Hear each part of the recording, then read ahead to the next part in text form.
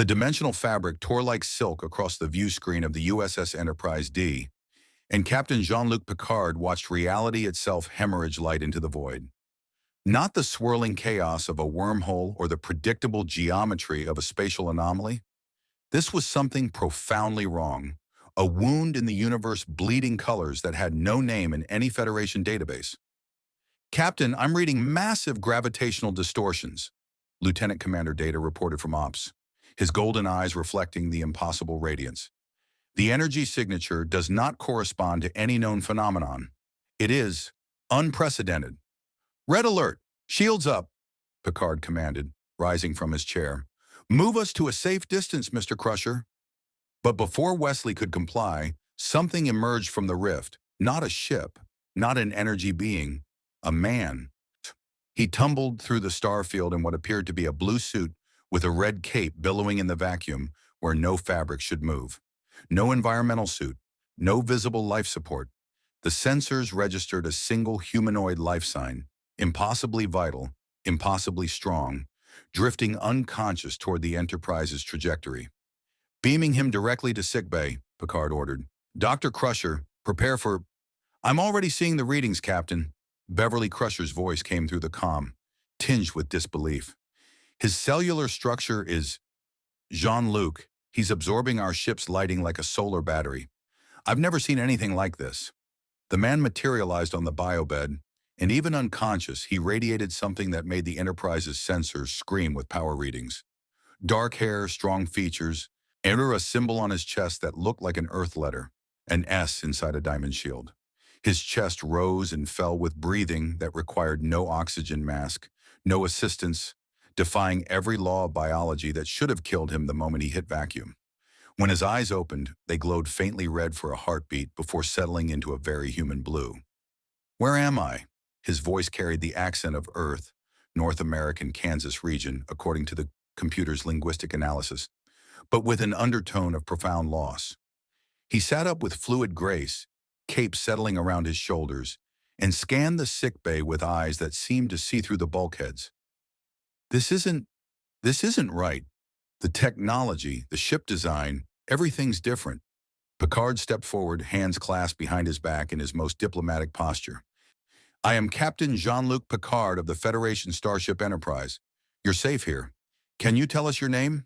The man looked at Picard with an intensity that felt like standing before a star's corona. I'm Clark Kent.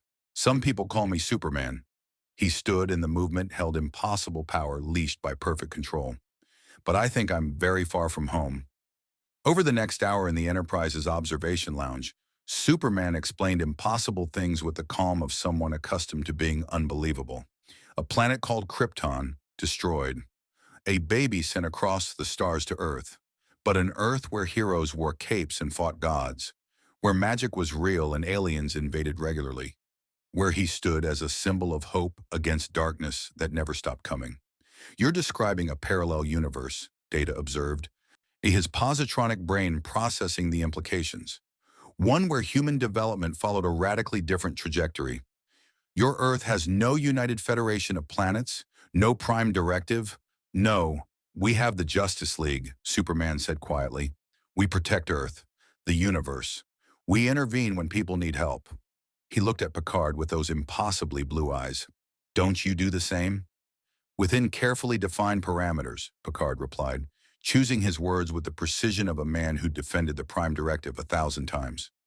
The Federation holds as its highest principle that no Starfleet crew may interfere with the natural development of alien civilizations. We explore, we seek knowledge, but we do not impose our will. Superman's jaw tightened almost imperceptibly. Even when you could save lives? Especially then. The tension in the room crystallized like a spatial distortion made manifest. Riker watched the exchange with his first officer's instinct for conflict. Counselor Troy's empathic senses reported what everyone could feel. Two incompatible philosophies represented by two leaders, both absolutely certain of their moral ground. Captain, Geordi's voice crackled through the comm, we've completed the analysis of the residual energy from that rift. It's already degraded to the point where we can't recreate it. Whatever brought him here, I don't think we can send him back. Superman's face showed the first crack in his composure. His home, his Earth, Lois, his parents, the Daily Planet, the Watchtower. Batman, Diana, Barry, everyone he'd sworn to protect. All of it. In impossibly distant across a dimensional barrier he couldn't punch through, couldn't heat vision open, couldn't fly fast enough to breach. Then I'm stranded, he said softly, in a universe where helping people is against the law. Not against the law, Picard corrected gently. Against our principles. There is a profound difference. He stood, meeting Superman's eyes without flinching. You are welcome aboard the Enterprise, Mr. Kent, for as long as necessary. We will do everything in our power to help you find a way home. But while you're here, while you exist in Federation space, I must ask that you respect our way of doing things. Superman looked out the observation windows at the stars streaking past at warp speed. In his universe, he could fly faster than light, race the Flash, move planets if he had to. Here, he was trapped at the mercy of technology, of protocol, of a philosophy that felt like chains around his instinct to help. I'll try, Captain, he said, and the weight of Krypton's legacy resonated in those 3 words. But if someone needs saving, and I can save them, he turned back to Picard. I don't know if I can just stand by and watch. Then we may have a problem, Picard said quietly. In the darkness between stars, something noticed the dimensional breach. Something vast and patient, with eyes that saw through the multiverse like transparent glass. Q smiled with the pleasure of a being who just discovered a new game piece on an ancient board. A Kryptonian in the Alpha Quadrant. A god among mortals who fancied themselves enlightened. Oh, this would be entertaining. If you want to see more characters enter different universes, either hit that subscribe button and drop the name of a character and the universe you'd want to see them in down in the comments below. Hope shines brightest in the darkest night. The Enterprise continued its journey through the stars, carrying a passenger whose very existence would challenge everything the Federation believed about power, responsibility, and the price of non-interference. Superman stood in the guest quarters assigned to him, looking at stars that weren't his, in a universe that didn't need heroes. But needed them or not, a hero was what he was, and that truth would soon be tested in ways that even the last son of Krypton couldn't predict. The Enterprise's senior staff assembled in the observation lounge at 0800 hours, and the topic of discussion sat calmly at the far end of the table, Mace looking distinctly out of place in his blue suit and red cape among Starfleet's utilitarian uniforms. Preliminary medical analysis is complete, Dr. Crusher began, pulling up holographic displays that made even Data lean forward with interest. Clark's cellular structure is unlike anything in our database. Every cell functions as a solar battery, absorbing and converting electromagnetic radiation into energy. Under our ship's lighting alone, he's operating at what I estimate to be only 30% capacity. Under a yellow sun, she paused, recalibrating her tricorder. The power output would be astronomical. How astronomical? Riker asked. Superman answered quietly. On my Earth, under our yellow sun, I can move planets if I have to. Fly faster than light. Hear a heartbeat from orbit. See through almost anything. He met their stares without arrogance. I'm not trying to intimidate you. I'm trying to be honest about what I am.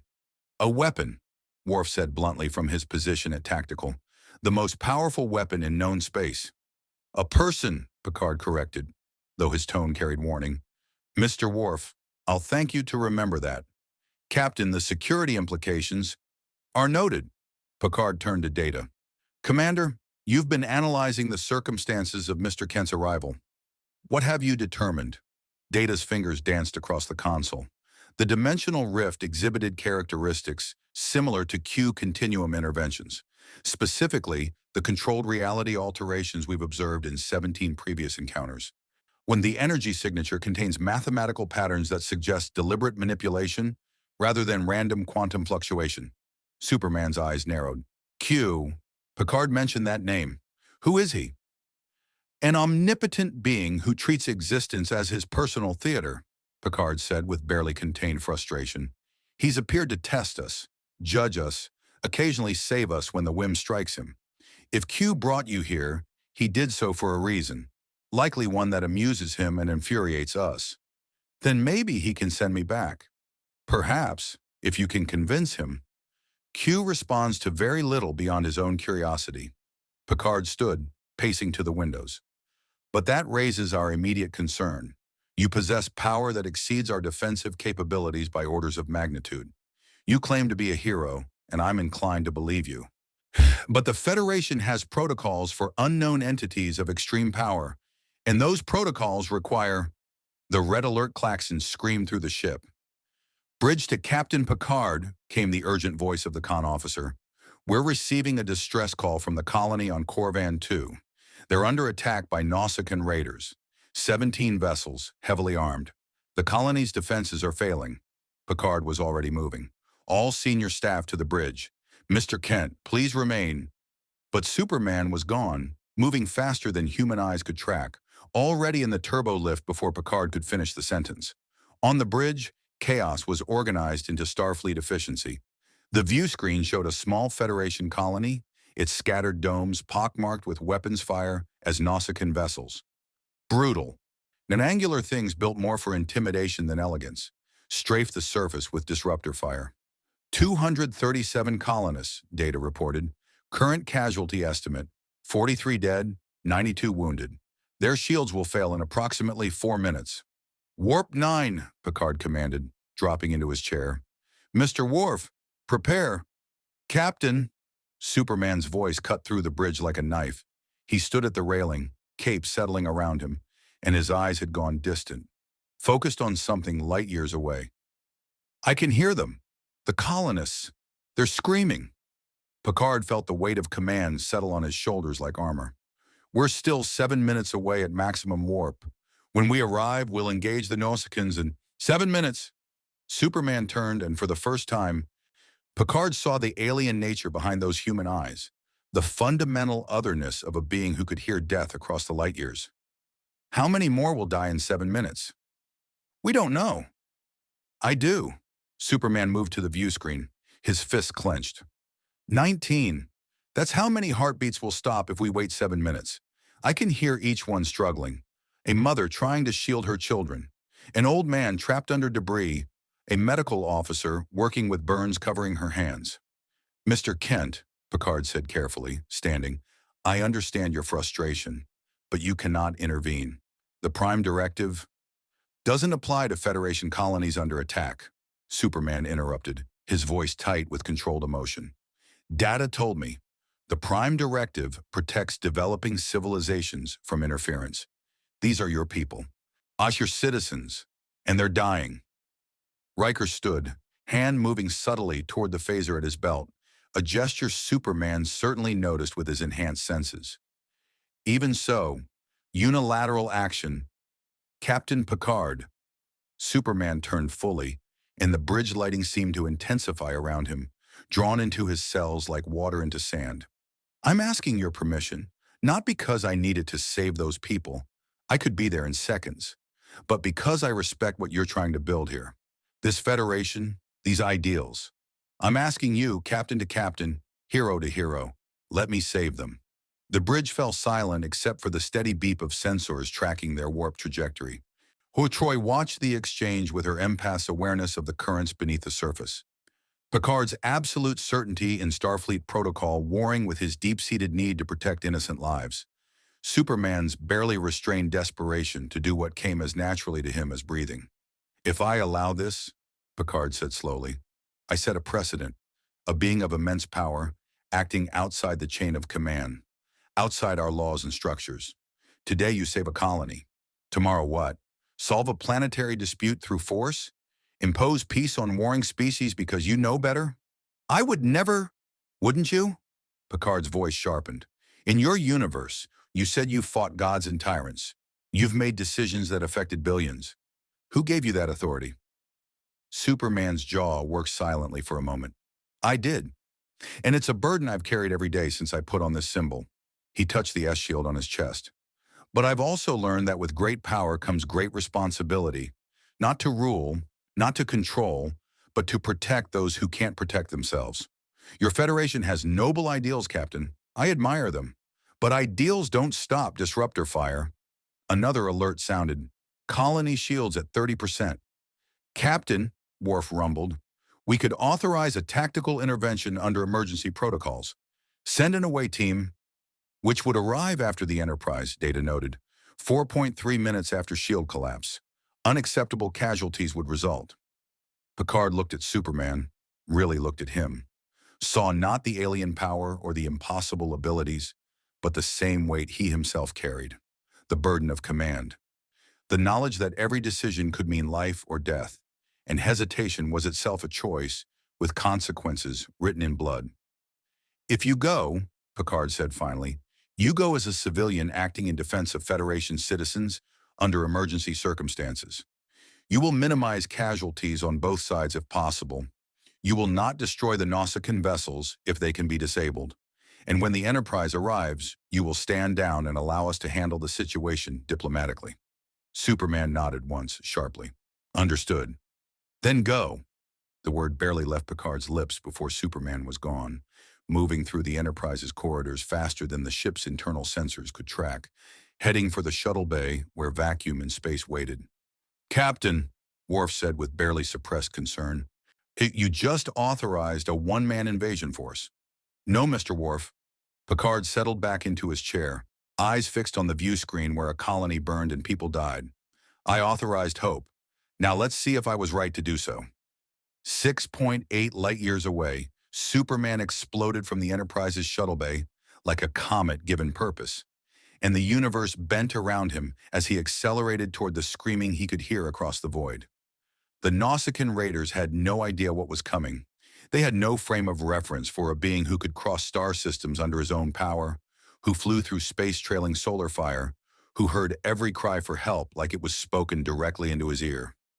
They were about to learn that the universe was stranger and more dangerous than they'd ever imagined. And aboard the Enterprise, Picard stood at the precipice of a decision that would echo across the Federation, wondering if he'd just saved lives or opened Pandora's box. Superman crossed 6.8 light-years in 4 minutes and 17 seconds, pushing himself harder than he had in months. The distant yellow sun of the Corvan system calling to his cells like a beacon. The vacuum couldn't hurt him. The cold couldn't touch him. The impossible distance was just another challenge to overcome through sheer Kryptonian will.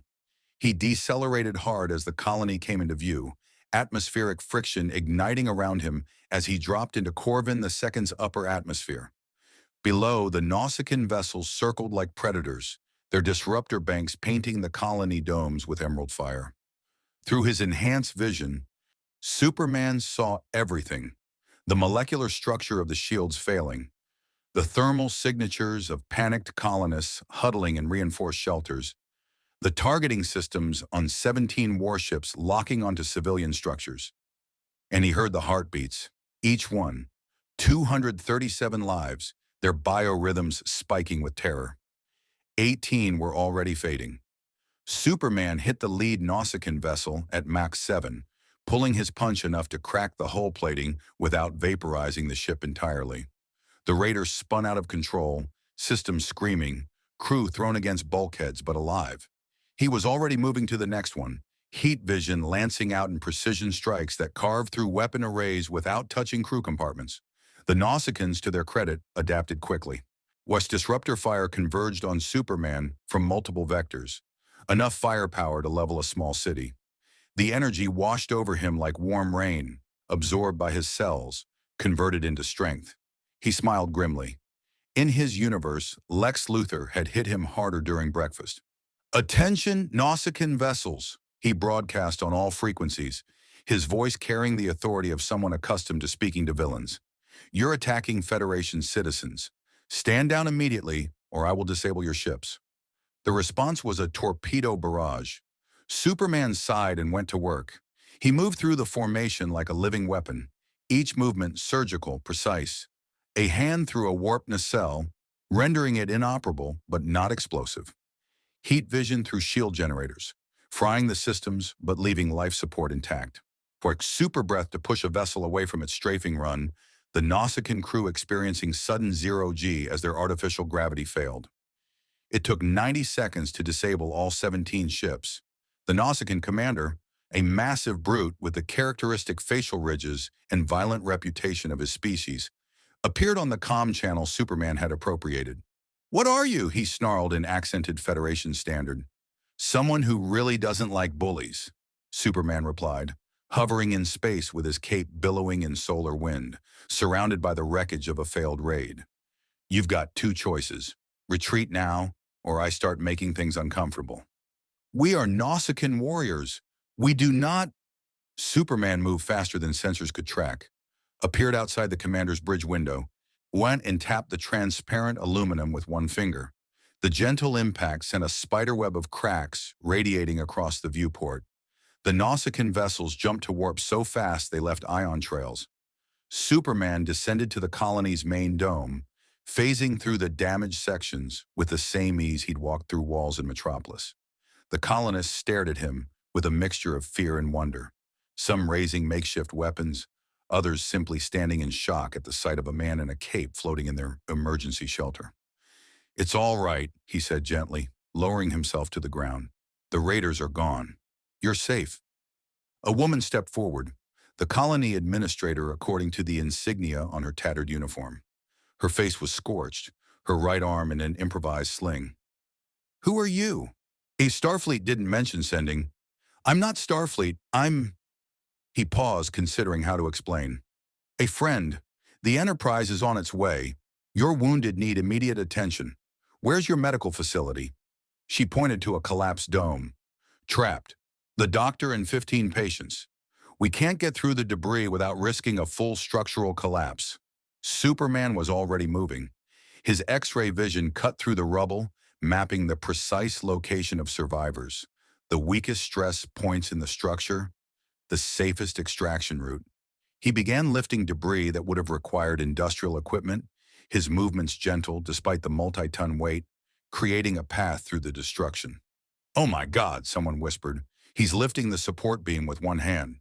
15 minutes later, all 15 patients were free, laid out on intact sections of the colony floor, while Superman used his X-ray vision to help the overwhelmed medical staff perform triage. A punctured lung here, he could see it deflating. Internal bleeding there. He directed the doctor with precision that would have made Dr. Midnight proud. "How can you see—" the colony doctor began. "Long story," Superman said, already moving to help shore up a failing structural support. "Right now, let's focus on keeping everyone alive until the Enterprise arrives." The ship materialized in orbit 12 minutes later, and Picard's voice crackled across Superman's communicator. A Starfleet badge he'd been loaned. "Mr. Kent, status report. 17 Nausicaan vessels disabled and retreated. Colony secured. Casualty count." He paused, his enhanced hearing tracking every heartbeat in the settlement. 18 dead. I was too late to save them. 92 wounded, but they're stable now. Your medical team should beam down immediately." There was a long pause before Picard responded. "Acknowledged. We're transporting a medical team and security detail now. Mr. Kent, report to Transporter Room 3. We need to discuss what just happened." Superman lifted off from the colony, leaving behind colonists who would tell stories about the man who fell from the stars to save them. As he flew up through the atmosphere toward the Enterprise, he felt the familiar weight of moral certainty. He'd saved lives, done what needed doing, protected the innocent.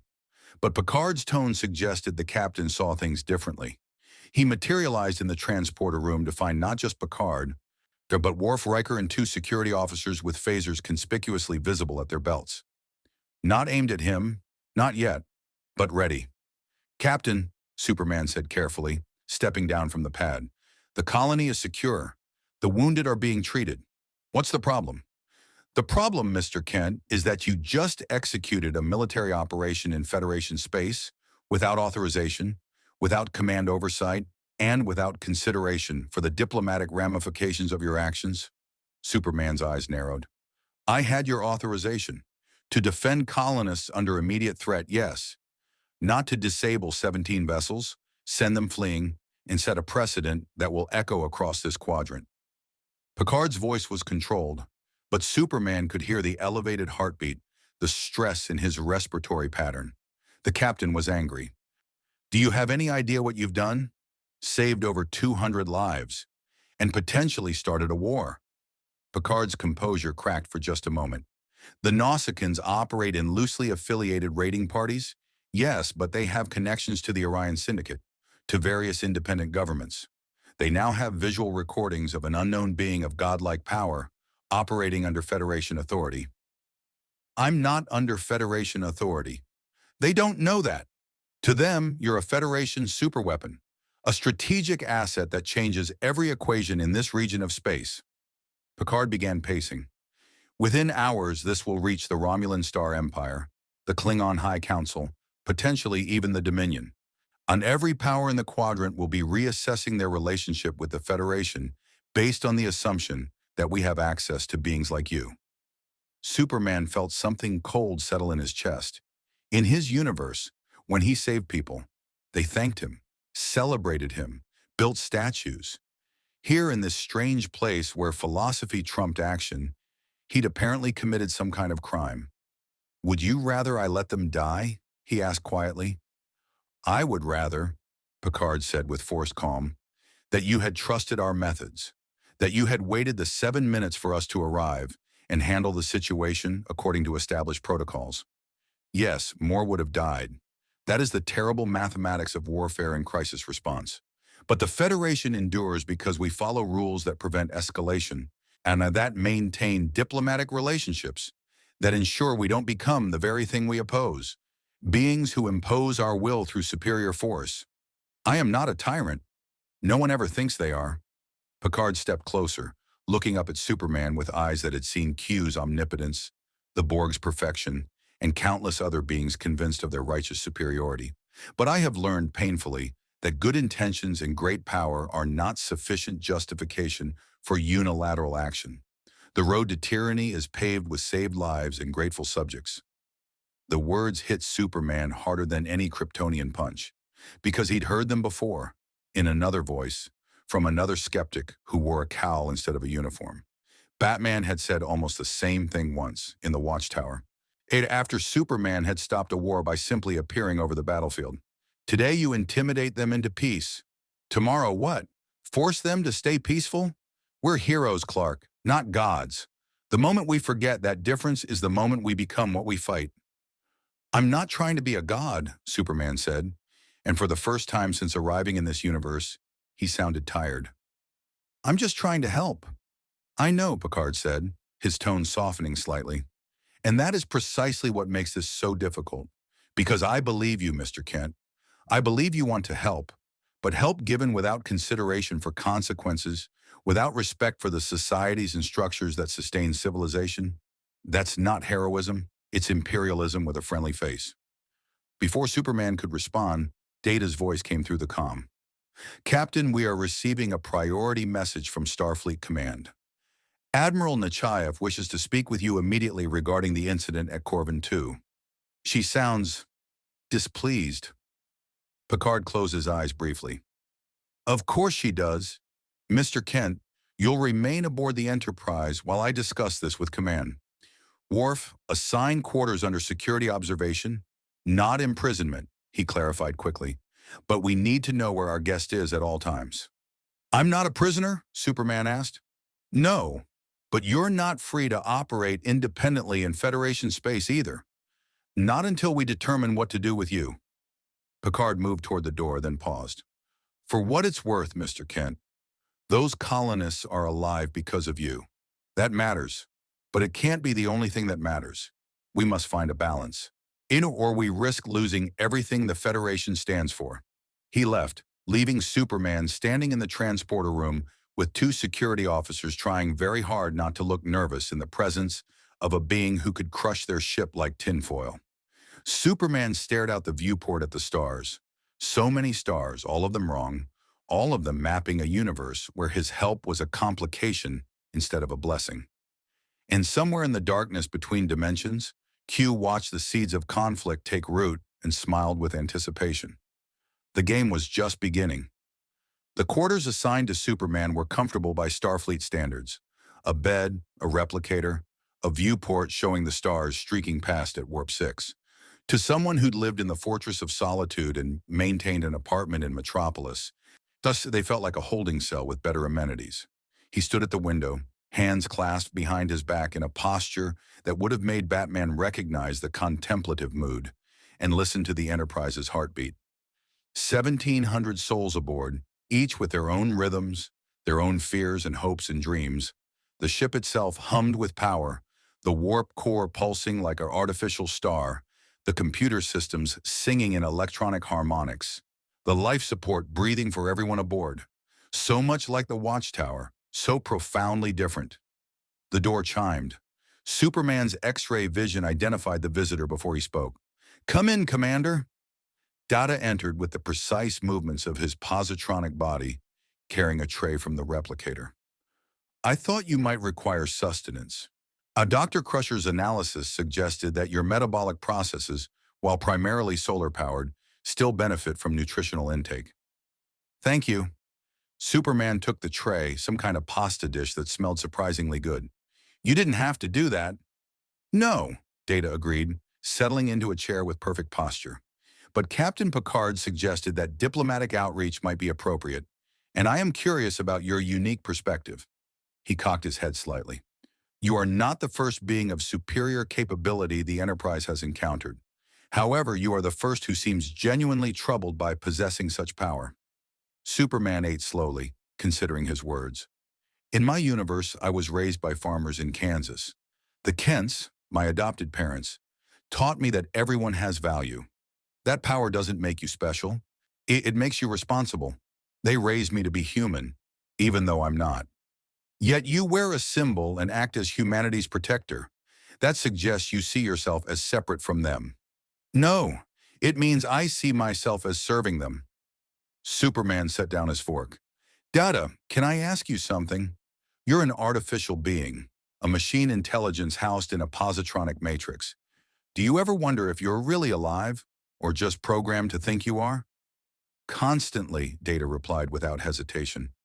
"It is the fundamental question of my existence. I have been legally declared a sentient being by Federation courts, but I continue to question whether my self-awareness is genuine consciousness or merely sophisticated mimicry. How do you live with that uncertainty?"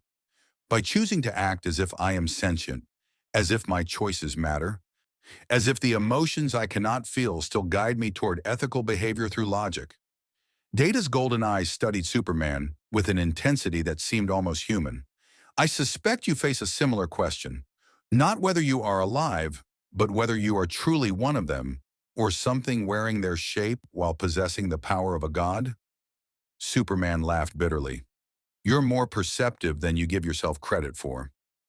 I am an android. I give myself exactly the appropriate amount of credit based on observable performance data."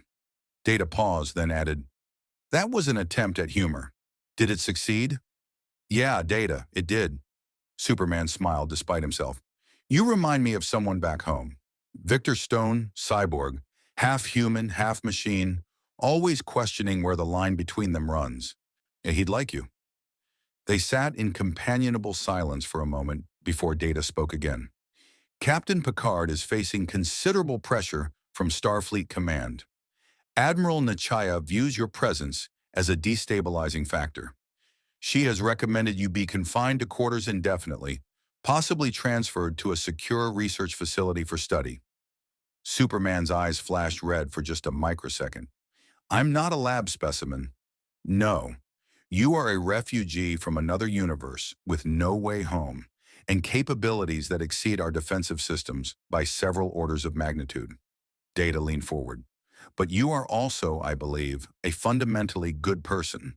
The question facing the Federation is whether good intentions are sufficient justification for existence outside our laws and structures. The Prime Directive doesn't apply to me, and I'm not a Federation citizen." "Correct, which means you have no legal rights under Federation law either." Data delivered the observation with the same neutral tone he might use to report sensor readings. "You exist in a peculiar limbo, powerful enough that we cannot contain you, foreign enough that we cannot trust you, and decent enough that we do not wish to antagonize you. Captain Picard is attempting to navigate this paradox while maintaining Federation principles." Before Superman could respond, red alert klaxons blared through the ship. Superman was on his feet instantly, every Kryptonian sense extending outward to assess the threat. What is it? Unknown, Data said, already moving toward the door. But I detect significant subspace distortions consistent with... The Enterprise lurched sideways as if swatted by a giant hand. Superman caught Data before the android could be thrown into the bulkhead, his other hand bracing against the wall with enough force to leave finger-shaped indentations in the tritanium. Thanks, Data said, regaining his balance. They rushed to the bridge where organized chaos reigned. The view screen showed something that made Superman's Kryptonian heritage scream warnings through his genetic memory. A massive cube, dark and malevolent, filling space with geometric perfection. Borg cube, Picard said from the command chair, his voice tight with barely controlled fear. They've changed course to intercept us. Shields at maximum. All hands to battle stations. They're hailing, Worf reported. Audio only. A voice, cold, synthetic, utterly devoid of humanity, echoed through the bridge. We are the Borg. You will be assimilated. Your biological and technological distinctiveness will be added to our own. Resistance is futile. Superman stared at the cube, his enhanced vision piercing its hull to see the horror inside. Thousands of beings, humans, Klingons, species he didn't recognize, all connected to machines, all stripped of individuality, all marching in lockstep to the collective's will. Their heartbeats were synchronized, their thoughts were shared, their suffering was absolute. Captain, the Borg continued, we have detected an anomalous biological signature aboard your vessel, a being of significant power, the one designated Superman. His unique attributes will be assimilated. Compliance is mandatory. Every eye on the bridge turned to Superman. They're scanning specifically for you, Riker said. How did they? The Borg Collective shares all knowledge instantly across all drones, Data explained. If any Borg vessel detected the energy signatures from the Corvan 2 incident, every Borg cube in the galaxy now knows of Superman's existence. And they want to assimilate him, Picard said quietly. Add his power to their collective. He turned to Superman with an expression of profound regret. I'm sorry, Mr. Kent. It appears your presence has brought the single greatest threat in known space directly to us. Superman's jaw set. Then I'll deal with them. No, Picard said sharply. We run. Mr. Crusher, maximum warp. Get us. The tractor beam seized the Enterprise like a hand closing around a toy, and even the mighty warp engines couldn't break free. On the view screen, a section of the Borg cube opened like a mouth preparing to swallow them whole. They're pulling us in, Geordi reported from engineering. I'm trying to break free, but their tractor beam is orders of magnitude stronger than anything I've seen. Time to assimilation, Bay? Picard asked, his voice steady despite the impossible odds. 4 minutes, 17 seconds, Data replied. Superman walked to the view screen, looking at the cube with eyes that had faced Darkseid, Doomsday, and the Anti-Monitor. The Borg were terrifying, yes, but compared to the threats he'd fought in his own universe, they were just another enemy that needed to be stopped. Captain, he said quietly, I can end this. One photon torpedo through their central plexus while I physically tear apart their tractor emitters. They're machines. I can see their weak points. You give me 2 minutes and your ship is free. And you'll have declared war on the Borg Collective on behalf of the Federation, Picard countered. Every Borg vessel in the galaxy will hunt us. They'll assimilate entire worlds to find you. Millions will be converted to drones, all because we couldn't escape one cube. Millions are already drones.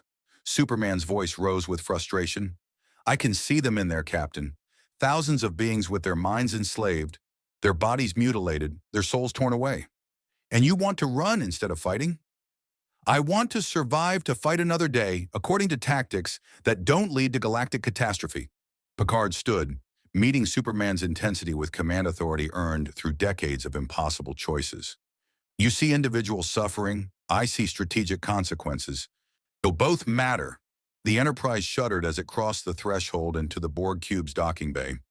On the view screen, drones began assembling, thousands of them, moving with the eerie precision of a hive mind, all turning toward the Enterprise with the singular purpose of assimilation. Shields down to 60%, Worf reported. They're adapting to our phaser frequencies. Photon torpedoes ready. Fire at will, Picard ordered. All weapons. Buy us time. The Enterprise's weapons carved into the assembled drones, but for every one destroyed, 10 more took its place. The tractor beam held firm. The walls of the cube began closing in, narrowing their maneuvering space to nothing. Captain, Data said, his tone carrying the weight of calculated certainty, at current rate of engagement, we will be assimilated in 3 minutes. 42 seconds. I recommend... He stopped as Superman's hand touched his shoulder. I understand your principles, Captain, Superman said, and Picard heard something in that voice that made him think of the moment before a star goes supernova. Inevitable, unstoppable, terrible in its beauty. I respect them, but I can't watch genocide happen when I have the power to stop it. Not again. Never again. Mr. Kent. But Superman was already moving toward the turbo lift, cape flowing behind him like a banner of defiance. Security, stop him, Picard ordered. The two security officers raised their phasers and fired. The beams struck Superman's chest and dispersed like water against a diamond, not even slowing his stride. He's moving to the shuttle bay, Worf reported, tracking him on internal sensors. Captain, if he engages the Borg... I know what happens, Picard said, sinking into his chair as the weight of failed diplomacy settled on his shoulders. We'll be at war with an enemy that cannot be reasoned with, bargained with, or stopped except through complete annihilation. On the view screen, a figure in blue and red launched from the Enterprise's shuttle bay into the heart of the Borg cube, and the fate of the Alpha Quadrant hung in the balance of one Kryptonian's unshakable moral certainty. For better or worse, Superman was about to show the Borg Collective what hope looked like when forged from Kryptonian steel and tempered in the fires of justice. The drones raised their assimilation tubules and advanced. Superman smiled grimly and let his heat vision glow. Superman hit the first wave of Borg drones like a meteorite striking an ocean. Explosive, devastating, and utterly unstoppable. His heat vision carved through their adaptive shielding before their collective could even register the threat. Precision strikes that severed neural connections without killing, disabled assimilation tubules without destroying the tortured beings still trapped inside the mechanical horror. He'd promised himself he wouldn't kill, not these victims. The drones weren't evil, they were enslaved, but he could break their chains. His fists moved faster than the Borg sensors could track, each impact calculated to disable without terminating. A punch through a drone's chest cavity that crushed the Borg implants while leaving the organic heart untouched. Super breath that flash froze connection nodes until they shattered. X-ray vision mapping every single conversion point where flesh met machine, and heat vision severing those bonds with surgical precision. 50 drones fell in the first 10 seconds. The collective adapted. Adaptation complete, the synthesized voice echoed through the cube's corridors. Recalibrating defensive matrices. Assimilation of the Kryptonian designated Superman is now priority alpha. All resources directed to capture and conversion. The walls themselves came alive with Borg technology, force fields springing up to contain him, tractor beams attempting to hold him in place, energy weapons that would have vaporized starships focusing on a single target. Superman tore through them like paper, his Kryptonian strength fueled by righteous anger and the desperate need to protect the Enterprise. He flew deeper into the cube. Following the pathways his X-ray vision revealed, conduits leading to the central plexus, the collective's coordination center. If he could disable that, the cube would be helpless. The Enterprise could escape, and maybe, just maybe, he could free some of the drones from their nightmare. Then he heard it, a voice transmitted directly into his mind with the same invasive certainty that Martian Manhunter's telepathy carried. But this wasn't John's gentle mental touch. This was 1,000 voices speaking as one, a billion minds crushed into singular purpose. You cannot save them, Superman. We are eternal. We are perfection. You are strong, yes, fast, powerful, but you are one. We are legion. Superman gritted his teeth and kept flying, his cape streaming behind him as he dodged assimilation clusters that erupted from the walls like metallic tentacles. I've fought telepaths before. Get out of my head. We are not telepaths. We are inevitable. Your resistance, while admirable, serves only to delay assimilation. You will be Borg. Your power will be our power. Your hope will be extinguished in the perfection of the collective. A massive blast door slammed down in front of him. 20 meters of solid titanium reinforced with Borg technology. Superman didn't slow down. His shoulder hit the door at near light speed, and it exploded outward in a shower of sparks and twisted metal. He emerged into a vast chamber, the central plexus. Thousands of drones stood in perfect geometric arrays, all of them turning as one to face him. And in the center, he suspended in a web of technology that pulsed with sickly green light, hung something that made even Superman pause. A Borg queen. She was beautiful in the way nightmares were beautiful. Organic flesh merged seamlessly with gleaming technology. Her face still human enough to show expression.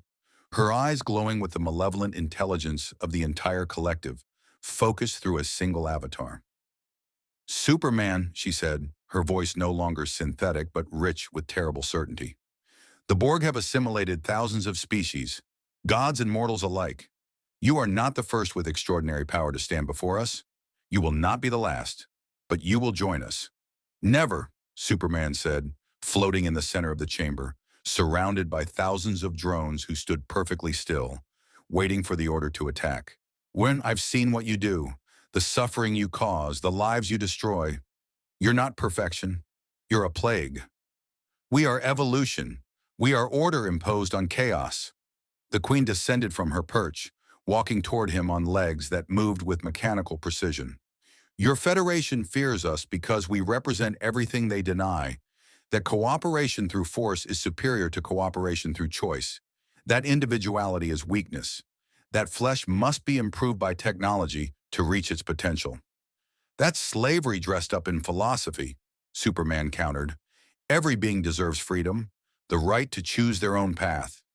Choice is an illusion. Freedom is inefficient. She raised one hand and Superman saw the assimilation tubules extend from her knuckles. You were sent to this universe for a reason, Superman. Perhaps to be perfected, to join us, to finally belong to something greater than yourself.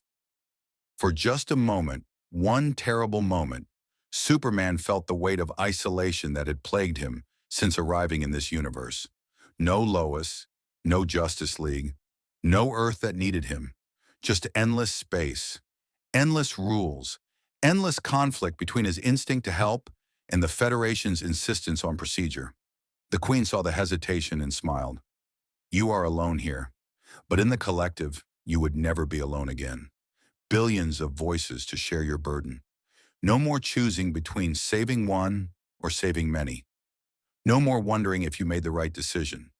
Just perfect clarity, perfect purpose. Perfect oblivion, Superman said, shaking off the momentary weakness.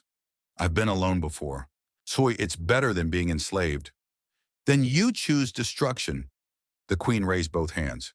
Drones! Assimilate him! The attack came from every direction simultaneously, thousands of drones moving as one, their collective intelligence calculating attack vectors, adapting to his movements before he made them, predicting his tactics based on the Borg's vast database of combat encounters. Superman fought like a force of nature.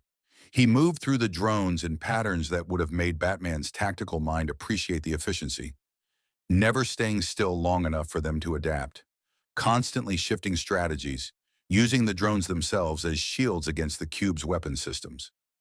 His heat vision swept in controlled arcs, severing connections. His freeze breath created ice barriers that bought him seconds. His super speed turned him into a blue and red blur that the collective struggled to track. But they were adapting, learning. For every tactic he used, they developed a counter-tactic.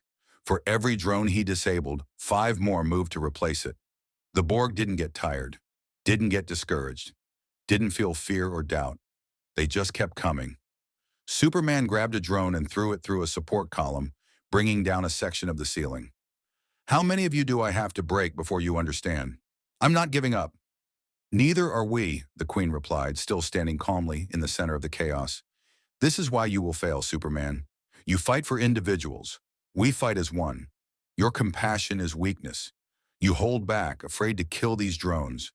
We have no such limitation. She was right, and Superman knew it.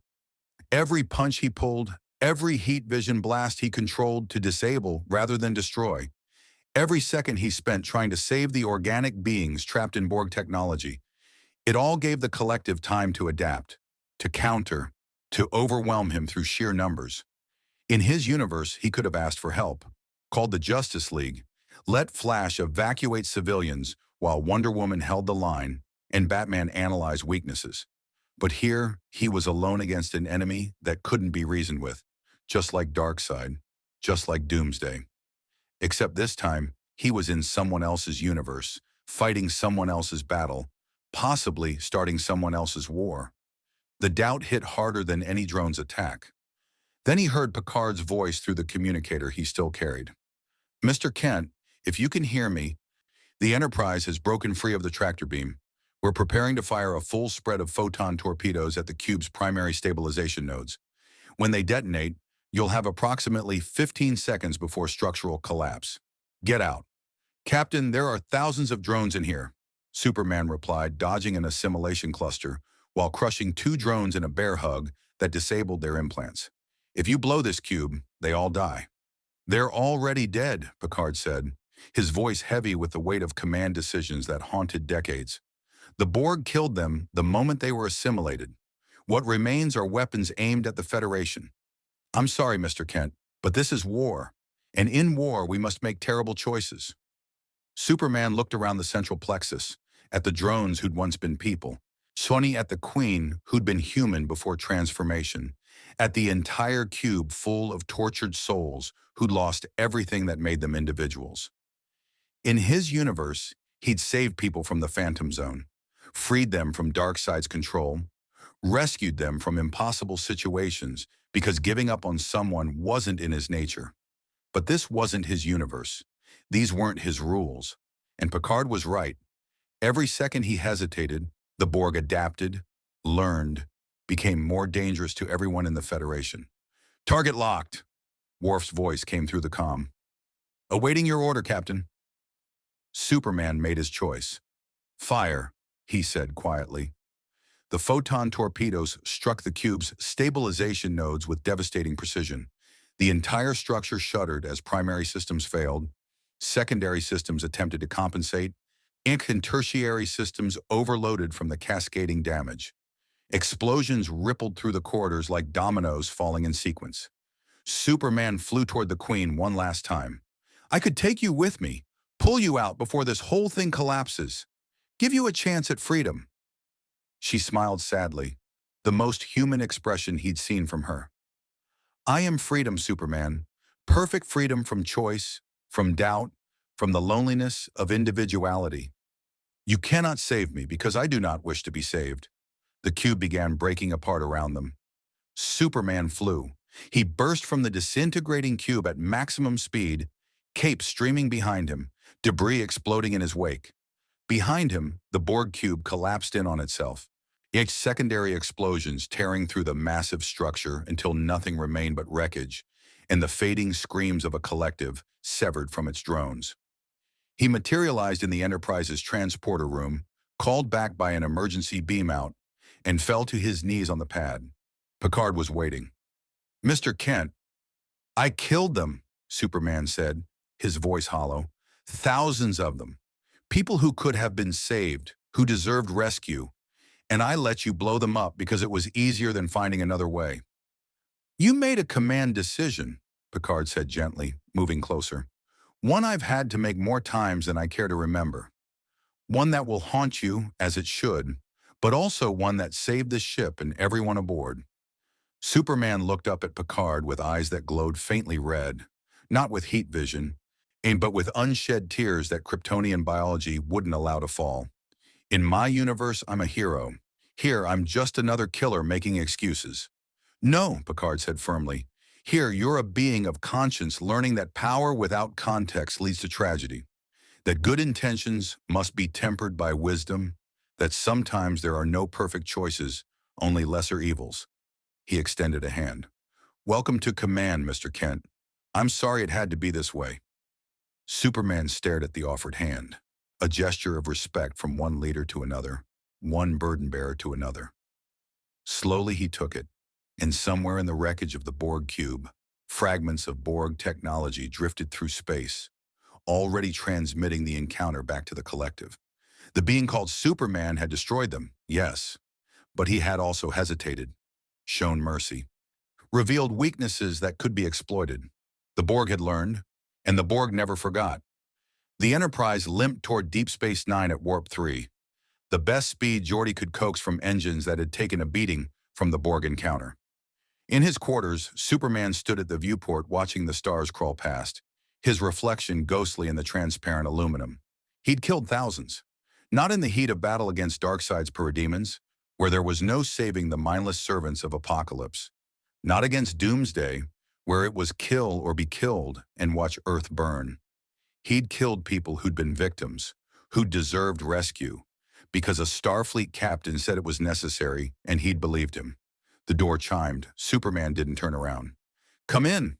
Counselor Deanna Troi entered, her empathic senses immediately picking up the storm of emotion radiating from him. Guilt, self-recrimination, loss, and underneath it all, a core of loneliness so profound it almost brought her to tears. "Commander Troi," Superman said quietly, "if you're here to tell me I did the right thing, I'm here to tell you that what you're feeling is normal," she interrupted gently, settling into a chair. "Captain Picard asked me to check on you. He's concerned. He should be concerned about his ship, about Starfleet Command, about the Borg Collective knowing that someone with my power exists in this universe." Superman's fists clenched. "Not about me. He's concerned about all those things," Troi agreed. "But he's also a man who understands the cost of command. When he knows what it's like to make impossible choices and live with the consequences." She paused. "Did you know the Borg assimilated him once? Made him one of them, Locutus of Borg. He led an assault on Earth that killed 11,000 Starfleet personnel." Superman turned, surprised. "He was Borg?" "For a time. We rescued him, removed the implants, but he still carries the memories, the guilt. He knows exactly what you're feeling right now. The weight of deaths you couldn't prevent, choices you wish you'd made differently." Troi leaned forward. "He doesn't blame you for what happened at the Cube, but I think you're blaming yourself enough for both of you." "In my universe, I don't kill," Superman said. "It's a line I don't cross. Batman taught me that. The moment you decide someone deserves to die, you've become judge and executioner. You've stopped being a hero and started being something else. Batman sounds wise. Batman is paranoid, difficult, and makes my life complicated." Superman smiled faintly. "He's also my best friend, and he'd be furious with me right now." "Would he?" Troi asked. "Or would he understand that different universes require different approaches? That the rules you live by in your reality don't always apply here?" Superman sat heavily on the bed, cape pooling around him. "I don't know anymore. Since I arrived here, everything I thought I understood about being a hero has been challenged. Picard says helping people is imperialism. Saving colonists creates diplomatic incidents. Fighting the Borg makes me a killer. What am I supposed to do, Counselor? Just stand by and watch people suffer because the Prime Directive says interference is wrong?" "The Prime Directive doesn't say interference is wrong," Troi corrected. "It says interference with developing civilizations is wrong. The Federation learned painfully that imposing our values on others, even with good intentions, leads to cultural genocide, to dependencies that stunt growth, to resentment and rebellion. The Borg aren't a developing civilization. They're a plague. Yes, and you fought them, saved the Enterprise, made the hard choice to destroy that cube even though it cost lives." Troy's dark eyes held his. "You're not a villain, Superman. You're a hero learning to operate in a universe with different rules. That's going to be uncomfortable, painful. But it doesn't make you a killer any more than Captain Picard is a killer for ordering those torpedoes fired." Before Superman could respond, the comm activated. "Senior staff to the observation lounge," Picard's voice announced. "We're approaching Deep Space Nine." Superman stood. "I'm not senior staff." "You are now," Troi said with a slight smile. "Like it or not, you're part of this crew until we find a way to send you home. Captain Picard believes in giving people purpose. Yours is about to get very complicated." Deep Space Nine hung in space like a gear in the celestial machinery, a Cardassian-built station repurposed by the Federation, positioned at the mouth of the Bajoran wormhole. Superman's enhanced vision could see the detail from thousands of kilometers away.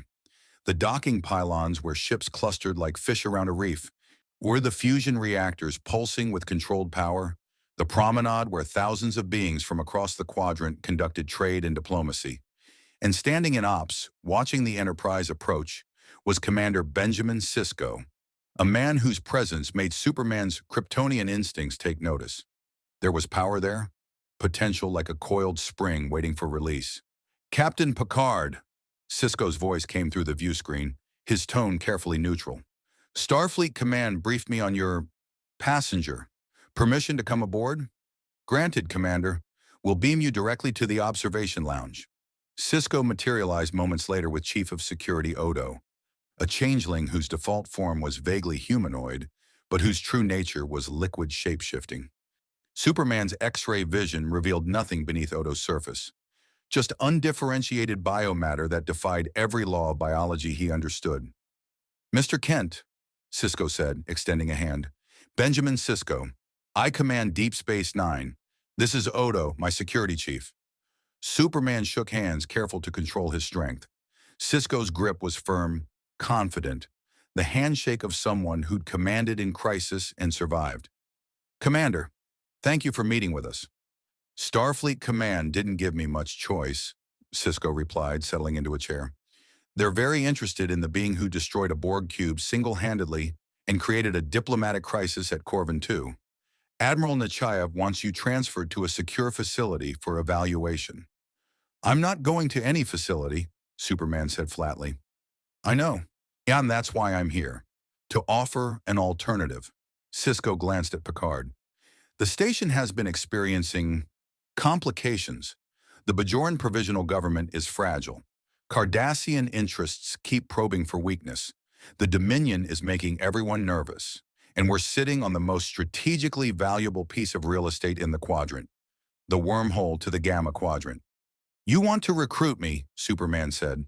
"I want to give you purpose while Starfleet figures out what to do with you," Sisko corrected. "DS-9 is outside normal Federation jurisdiction. It's Bajoran territory with a Starfleet presence. The rules are flexible. You could operate there, help people, maybe find a way to fit into this universe without violating the Prime Directive every time you try to do good."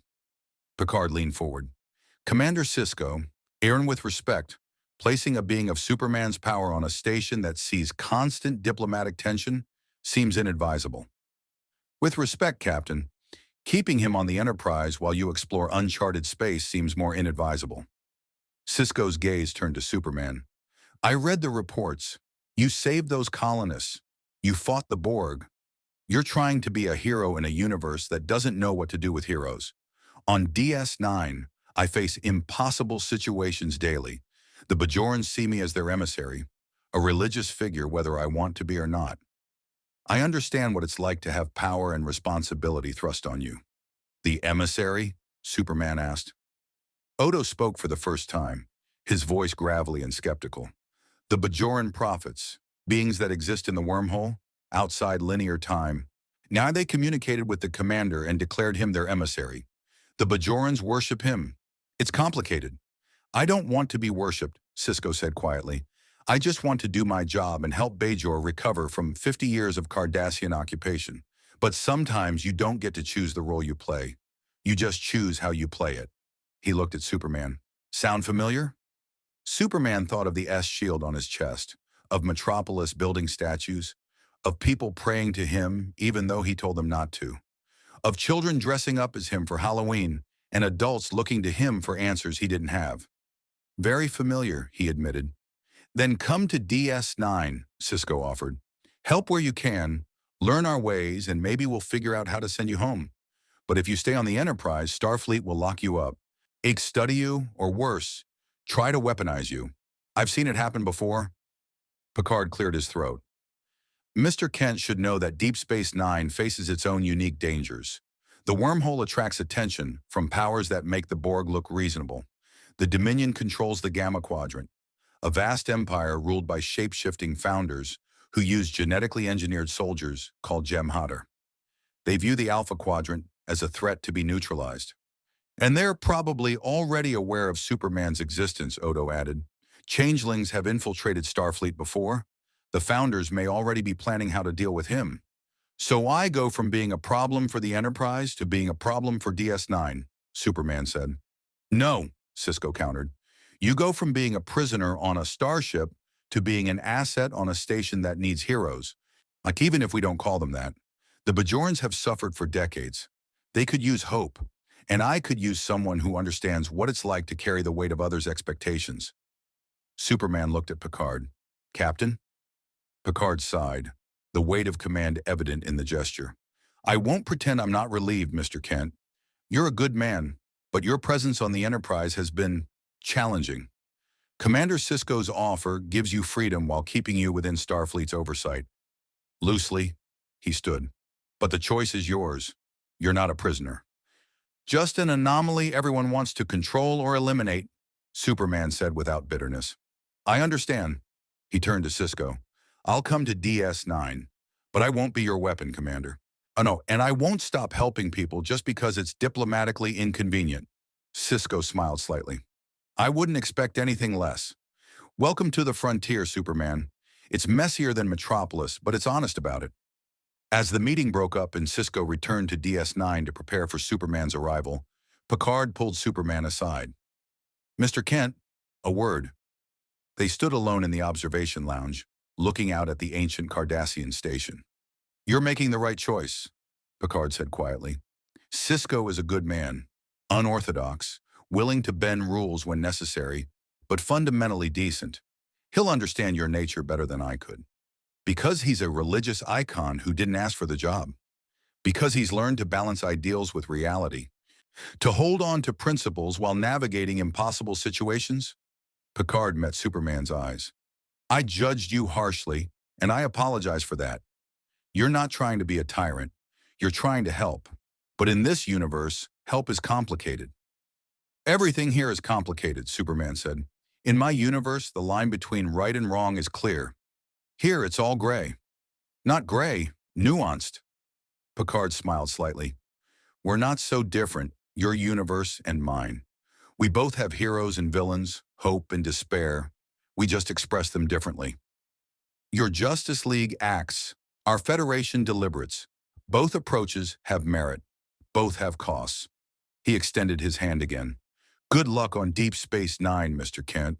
I suspect you'll find it suits you better than the Enterprise did. Superman shook it. Thank you, Captain, for everything. Wait, even the hard lessons. Especially those, Picard said. They're the ones that matter. Hours later, Superman materialized on DS9's transporter pad, his cape settling around him as he looked up at the industrial Cardassian architecture. The station hummed with life, thousands of heartbeats, hundreds of species, all converging on this single point in space where the wormhole connected galaxies. Sisko waited with a woman in Starfleet Science Blue, tall, striking, with an intensity that reminded Superman of Lois Lane. Welcome to Deep Space Nine, Sisko said. This is Lieutenant Commander Jadzia Dax, my science officer. She'll help you get oriented. Dax smiled. I'm also a Trill. I carry a symbiont that's lived 8 lifetimes. So if you think being an alien is complicated, to try being 8 people at once. Superman couldn't help but smile back. I'll keep that in mind.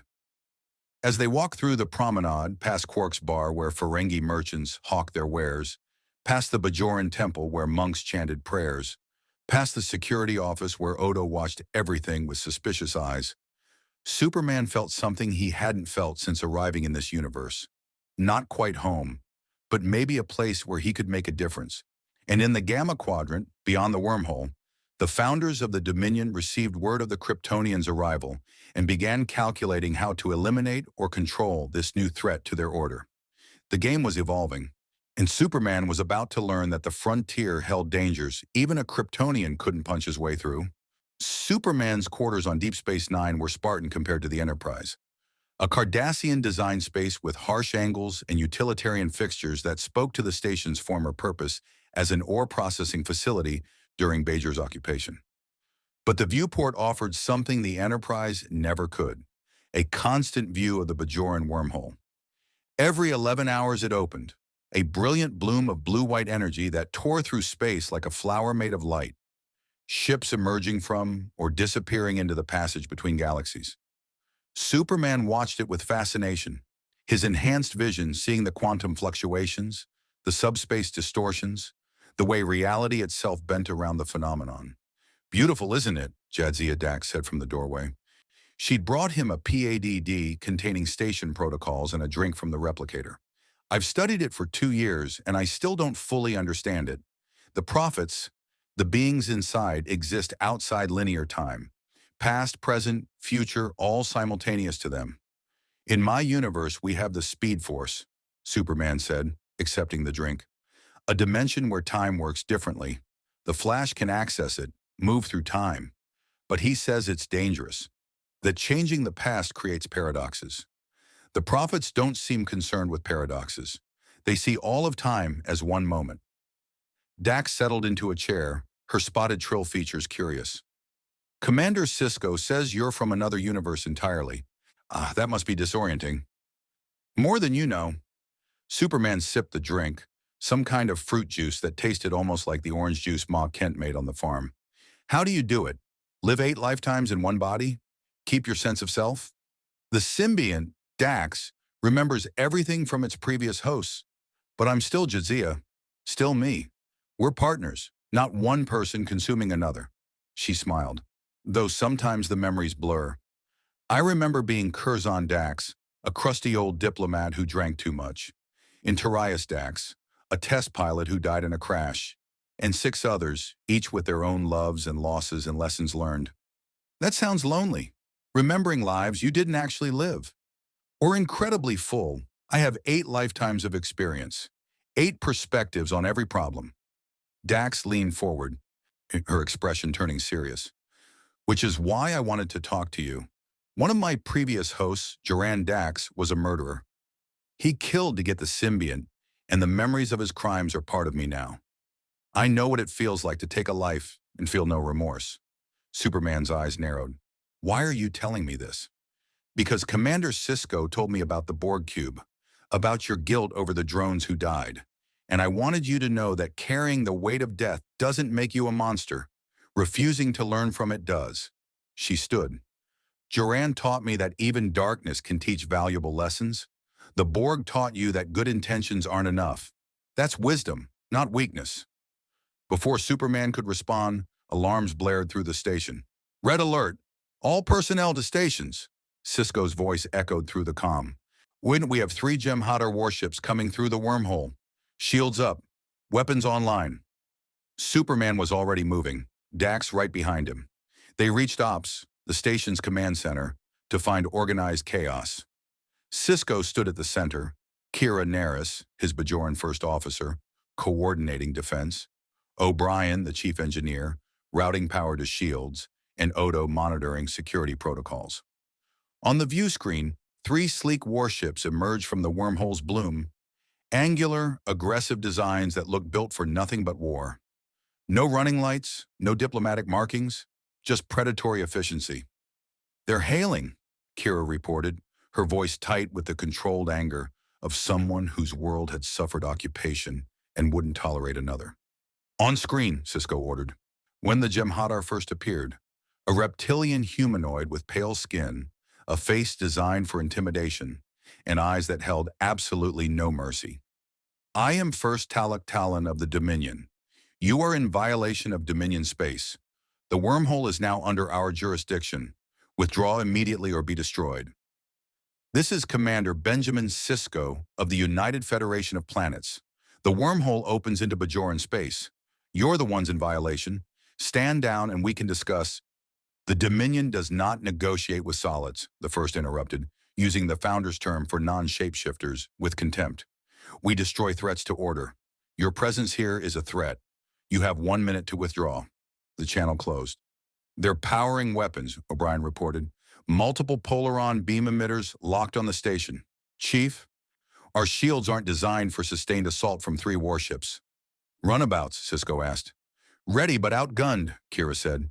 We can delay them maybe, not stop them. Superman stepped forward. Commander, let me... No, Cisco said firmly.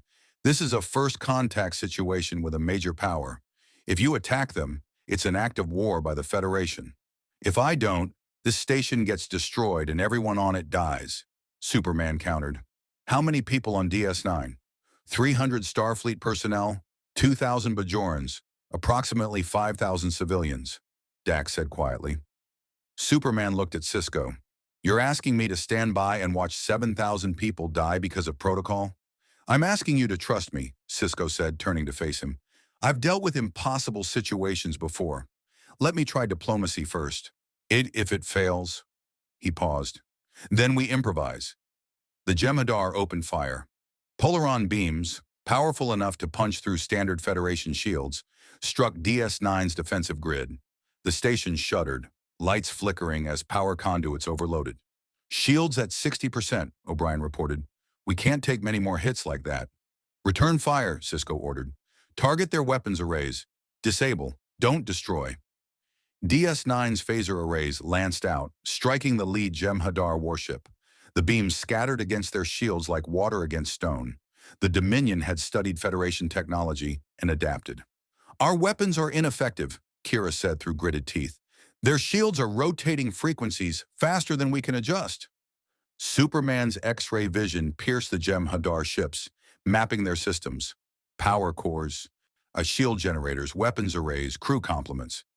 Each ship held 40 Jem'Hadar soldiers, all genetically engineered for combat, all addicted to a drug called Ketracel White that kept them loyal and alive. They were slaves. Just like the Borg drones had been slaves. And Superman was being asked to watch them kill thousands because stopping them would be politically inconvenient. Shields at 40%, O'Brien warned. Cisco's jaw clenched. Hail them again. No response, Kira said. They're not interested in talking. Another volley struck the station. Explosions rippled through the habitat ring. Hull breaches on decks 12 through 15. Casualty reports coming in. 17 dead, 43 wounded. Superman heard every scream, every cry for help, amid every prayer whispered by Bajorans who thought their prophets had abandoned them. Commander, he said quietly, I can end this without killing anyone. Disable their ships, pull their crews out, let you negotiate from a position of strength instead of watching this station burn around us. If you attack them, the Dominion will view it as Federation aggression, Cisco said. They'll send more ships, hundreds of them. This could start a war that kills millions across the quadrant. And if I don't, 7,000 people die right here, right now, and the Dominion learns the Federation won't defend itself. Superman moved toward the airlock. I've been in your universe for weeks, Commander. I've followed the rules, respected the Prime Directive, stood by while people suffered because you all said it was the right thing to do. But I'm done watching innocents die while you debate philosophy. Mr. Kent, as commanding officer of this station, I'm ordering you to stand down.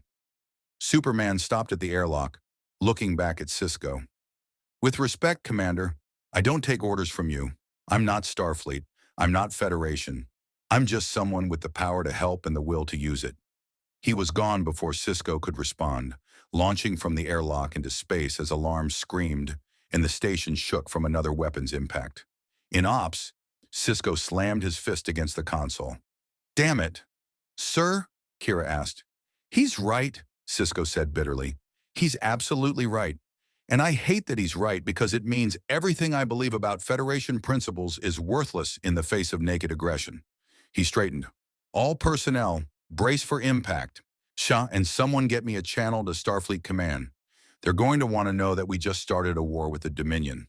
Dax watched through the viewport as Superman approached the Jem'Hadar warships, a single figure in blue and red against the vastness of space, cape streaming behind him as if physics itself bent to his dramatic flair.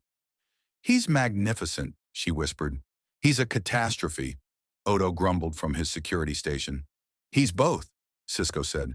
Let's hope he's more of the former. Superman flew directly at the lead Jem'Hadar warship, and this time he didn't hold back. His heat vision carved through their shields like they were made of tissue paper. precision strikes that disabled weapons arrays without breaching the hull. His fists punched through shield generators with surgical precision, one each impact calculated to disable systems while preserving life support. The Jem'Hadar tried to adapt. They fired everything they had: polaron beams, torpedoes, close-range disruptors. Superman flew through the barrage like he was strolling through rain, the weapons scattering harmlessly against his Kryptonian biology. Impossible! First Talak Talon hissed on his bridge as sensor readings showed their most powerful weapons having zero effect. Nothing should be able to withstand concentrated polaron fire at point-blank range. "I'm not from your universe," Superman said, broadcasting directly into their ship's comm system. "I don't follow your rules, and I'm not going to let you murder 7,000 people because you think it might makes right." He ripped the warp nacelle off the first ship with his bare hands, the massive structure tearing free in a shower of sparks. The ship went dead in space, powerless but intact. The second ship tried to ram him. Superman caught it, actually caught a Jem'Hadar warship mid-flight, his hands gripping the hull plating as momentum tried to push him backward. His muscles strained, not much but enough that he felt it. These ships were massive, built from materials designed to withstand incredible stress. He slowed the ship to a stop through sheer strength, then tore its weapon systems apart piece by piece, working his way down the hull like a mechanic disassembling an engine. The third ship turned to run. Superman was faster. He flew around it in a wide circle, using his heat vision to carve a glowing S-shield into the hull. Not deep enough to breach, just enough to mark it. And then he stopped in front of all three disabled warships and waited. The Jem'Hadar first appeared on an open channel, his reptilian face twisted with rage and something that might have been fear. "What are you?" "Someone who's very tired of bullies," Superman replied. "You came here to intimidate and destroy. You've failed. Now you have a choice. Withdraw peacefully and report to your founders that the Alpha Quadrant has defenders they didn't account for, or I start pulling your ships apart panel by panel until your crews are floating in space waiting for rescue. The founders will hear of this. The Dominion will return with a fleet that will—" "I'll be waiting," Superman interrupted, "and I'll disable every ship you send the same way I disabled these three. No killing, no destruction. Well, just making it very clear that attacking this station is a bad idea." He crossed his arms, cape billowing behind him in solar wind. "Go home first. Tell your founders that the Federation has allies you don't understand, and maybe, just maybe, consider that beings who don't negotiate might want to learn how before they pick a fight they can't win." The three Jem'Hadar warships limped toward the wormhole on emergency power, retreating without another word. Superman flew back to DS9 and materialized in ops to find Cisco staring at him with an expression somewhere between fury and respect. "You just declared war on the Dominion," Cisco said flatly. "I just saved 7,000 lives," Superman countered, "and I didn't kill a single Jem'Hadar to do it. They're alive. Their ships are salvageable. I gave them every chance to leave peacefully. You also showed them that the Federation has a weapon they can't counter. They'll come back with bigger fleets, new strategies, entire armadas designed to overwhelm you through numbers." Cisco stepped closer. "You think you saved people today? You may have just sentenced millions to death when the Dominion invades in force." Superman met his eyes. "Then we'll face that threat when it comes. Together. As allies. Not as a commander and someone he can't control." He touched the S-shield on his chest. "I'm not your weapon, Commander Cisco, but I am your friend, and I will defend this station, these people, and the principles you claim to hold. Peace, freedom, justice, even when you're too afraid of consequences to do it yourself." The ops fell silent except for the quiet hum of station systems. And finally Cisco laughed, a short, bitter sound. "You remind me of my wife. She used to call me out when I let duty override humanity." He extended his hand. "You're right, I should have acted. But I'm Starfleet, and we have procedures for good reasons. You're something else. Maybe what we need. Maybe our doom. Time will tell." Superman shook his hand. "I'll try not to doom the Quadrant." "See that you don't." Cisco turned to his staff. "Get me damage reports, start repairs, and someone warn Starfleet that we may have just triggered a conflict with the Dominion." He looked back at Superman. "Welcome to Deep Space Nine, Mr. Kent. You're officially my biggest headache and possibly our greatest asset. Try to be more of the latter. As the station returned to normal operations, Superman stood at the viewport watching the wormhole bloom again, ships passing through the gateway between galaxies. The Dominion was coming. The Founders would not ignore this challenge. And Superman had just painted a target on Deep Space Nine that would attract the full might of a galactic empire. But 7,000 people were alive because he'd acted, and he'd do it again in a heartbeat. In the Gamma Quadrant, the Founders convened in their Great Link, a liquid ocean of shape-shifting consciousness where thousands of individual changelings merged into a single unified being. They processed the reports from the Jem'Hadar attack, analyzed the tactical data, assessed the threat, and they concluded that the being called Superman represented a danger to order that could not be tolerated. Plans were set in motion, strategies developed. The Dominion's vast resources turned toward a single purpose: neutralizing the Kryptonian before he could disrupt the carefully maintained control that kept the Gamma Quadrant under Founder rule. Superman had wanted to help, to protect, to save lives. He'd just started a war. 3 weeks passed on Deep Space Nine, and Superman fell into an uneasy rhythm. He helped O'Brien repair damaged systems with strength that made engineering work trivial, lifting components that would normally require anti-grav units, reaching spaces too small for workers in environmental suits. He assisted Bashir in the infirmary, his X-ray vision helping diagnose injuries with precision that amazed the doctor. He even spent time in Quark's bar, listening to the Ferengi bartender's complaints about profit margins while nursing synthahol that couldn't affect his Kryptonian metabolism. The station's residents reacted to him with mixed emotions. The Bajorans saw him as another gift from the prophets, a protector sent to defend them from oppressors. Some had started leaving offerings at his quarters, small tokens of faith that made Superman deeply uncomfortable. The Starfleet crew treated him with professional courtesy tinged with wariness, aware that he could tear the station apart if he chose, and the civilians gave him a wide berth, uncertain what to make of a being who looked human but could survive in hard vacuum. Only Sisko treated him like a person instead of a phenomenon. They met regularly in Sisko's office, discussing station operations over Raktajino, Klingon coffee that Superman found surprisingly tolerable. These conversations range from tactical assessments to philosophy, from Sisko's struggles with being the emissary to Superman's memories of Metropolis. "You miss your home," Sisko observed during one such meeting, watching Superman's face as he looked at the wormhole through the viewport. "Every day," Superman admitted. "Lois, my wife in my universe, she's probably worried sick. The Justice League is probably searching for me. And Earth," he trailed off. "Batman always said I care too much, that I can't save everyone. But I never stopped trying. Now I'm stuck here, and my Earth is unprotected." "The Justice League can't protect Earth without you?" "They can. They have. But I was the symbol. The one people looked to when things seemed impossible." Superman smiled sadly. "Sounds arrogant, doesn't it?" "Sounds honest," Sisko replied. "I understand the weight of symbols.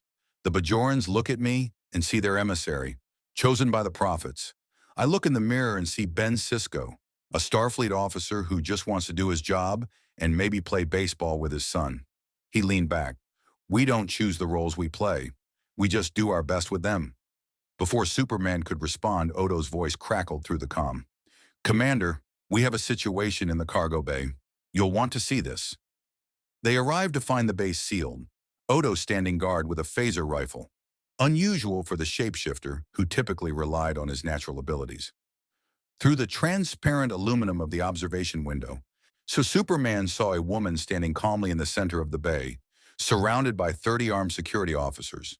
She looked human, mid-30s, confident posture, wearing simple civilian clothes. But Superman's enhanced senses detected something wrong. No heartbeat, no breathing, internal structure that defied organic biology. "Changeling," Odo confirmed grimly. "She beamed aboard 10 minutes ago and walked straight to the cargo bay. Hasn't said a word, just standing there." "A founder?" Sisko asked. "No, the founders don't operate individually like this. This is something else." Odo's face hardened. an expression Superman had learned meant the security chief was personally offended. She's one of the 100, like me. Superman remembered the briefing. The Founders had sent out 100 infant changelings into the galaxy centuries ago to explore and learn, then return to the Great Link. Odo was one of them, the only one who'd chosen to stay among solids, to enforce justice rather than serve the Dominion. "Open a channel," Sisko ordered. The woman smiled as her voice came through the speakers. "Commander Benjamin Sisko, the emissary of the Bajoran prophets, and Superman, the Kryptonian who thinks he can challenge the Dominion." Her form rippled, briefly showing the liquid nature beneath, before resolving back to humanoid. "I am Laas of the Founders. I come with a message." "Deliver it," Sisko said tersely. "The Founders have studied you, Superman. Analyzed the tactical data from the Jem'Hadar encounter. Osh concluded that you represent an unacceptable variable in the order we have established across the Gamma Quadrant." Laas began walking toward the observation window, security officers tracking her with weapons. "But the Founders are not without mercy. They offer you a choice." "What choice?" Superman asked, his voice carrying the warning tone that in his universe made Lex Luthor reconsider his schemes. "Join the Dominion. Serve the Founders' vision of order imposed on chaos. Your power would be used to bring peace to countless worlds. No more wars, no more suffering, just perfect order enforced by a being strong enough to ensure compliance." Laas stopped directly in front of the window, looking at Superman with eyes that seemed ancient beyond measure. "The Founders see potential in you, the potential to be more than a symbol, to be order incarnate. And if I refuse, then the Dominion will treat you as an enemy combatant. The Jem'Hadar you defeated were a test, Superman, a probe to measure your capabilities. Now that we understand what you are, we can deploy countermeasures." Lass's smile turned cold. "The Founders control the Gamma Quadrant through superior strategy, not superior force. We do not need to defeat you in combat. We merely need to make the cost of your resistance unacceptable." Sisko stepped forward. "Are you threatening this station?" "I am explaining reality, Commander. The Dominion can send fleets through the wormhole. Hundreds of ships, thousands of Jem'Hadar soldiers. We can lay siege to Deep Space Nine until your supplies run out, your shields fail, and your people beg for mercy." Lass turned to Sisko. "Or Superman can surrender himself to Dominion custody, and we will leave this station in peace. Those are your options." "Like hell, those are our options," Kira's voice came through the comm from Ops. "Sir, I've got 12 Jem'Hadar warships coming through the wormhole. They're holding position just beyond weapons range." Superman's X-ray vision confirmed it. 12 warships, each carrying 40 Jem'Hadar, all armed and ready. His enhanced hearing picked up their communications, the clipped military efficiency of soldiers awaiting orders to attack. "A demonstration," Lass said. "The Founders want you to understand that this isn't a negotiation. It's an inevitability. Either Superman joins us, or we destroy everything he's tried to protect here." "You're asking me to become a weapon for an authoritarian empire," Superman said quietly, his eyes beginning to glow red. "To enforce your order through fear and intimidation, to become everything I've fought against my entire life." "We're offering you purpose," Lass corrected. "In your universe, you protected Earth. Here, you could protect an entire quadrant. No more wars, no more suffering. Just order maintained by a being powerful enough to enforce it." She tilted her head. "Isn't that what you want? To save everyone?" Superman thought of Injustice Superman, the version of himself who'd taken Lois's death as justification to rule Earth with an iron fist, who'd convinced himself that tyranny was justified if it saved lives, who'd become the very thing he'd sworn to fight. "No," he said, "I want to help people, not control them. There's a difference." "Is there?" Lass asked. "When you disabled those Jem'Hadar warships, you didn't ask permission. You didn't consult the Federation. You simply imposed your will because you believed you knew better. That is control, Superman. You're already doing what the Founders ask. We merely offer to give it purpose and direction." The words hit harder than any physical blow could, because she was right in a terrible way. He had acted unilaterally, had imposed his judgment, had decided that saving lives justified overriding Starfleet authority. Batman's voice echoed in his memory. "The moment you start making decisions for others, Even good decisions. You've stopped being a hero and started being a tyrant. Commander Sisko, Superman said, not taking his eyes off Loss. What's the station's defensive capability against 12 Jem'Hadar warships? Realistically, we could disable maybe 3 before they overwhelmed our shield, Sisko replied. We'd need reinforcements from Starfleet, and they're hours away. So if I refuse, the Dominion attacks and thousands die. That appears to be their calculation, yes. Superman closed his eyes, feeling the weight of impossible choice settle on his shoulders. Save the station by surrendering to tyranny, or maintain his principles and watch innocence pay the price. There's a third option, Odo said suddenly, his voice carrying an edge Superman hadn't heard before. I'm one of the 100, like Loss. The Founders want me to return to the Great Link, but I've refused for years because I believe in justice, not order. He moved to stand beside Superman. If the Founders want a changeling who understands solids, they can have me. I'll return to the Great Link in exchange for leaving DS9 alone. Odo, no, Kira protested from Ops. Your sacrifice is noted but unnecessary, Loss said. The Founders have no interest in a changeling who has been contaminated by solid values. We want Superman, and we will have him, one way or another. Superman opened his eyes, decision made. You want me? Come get me. He moved faster than security sensors could track, phasing through the cargo bay door and appearing in the center of the room before anyone could react. His hand shot out and grabbed Loss by the throat, not hard enough to harm her, but firm enough to hold her liquid form in place. Tell your Founders something for me, Superman said, his voice carrying the weight of Kryptonian heritage and Kansas morality in equal measure. I don't join tyrants. I don't enforce order through fear. And I sure as hell don't surrender to bullies who threaten innocents to get what they want. Loss smiled even as his grip held her. Then you choose war. No, I choose to defend people who can't defend themselves.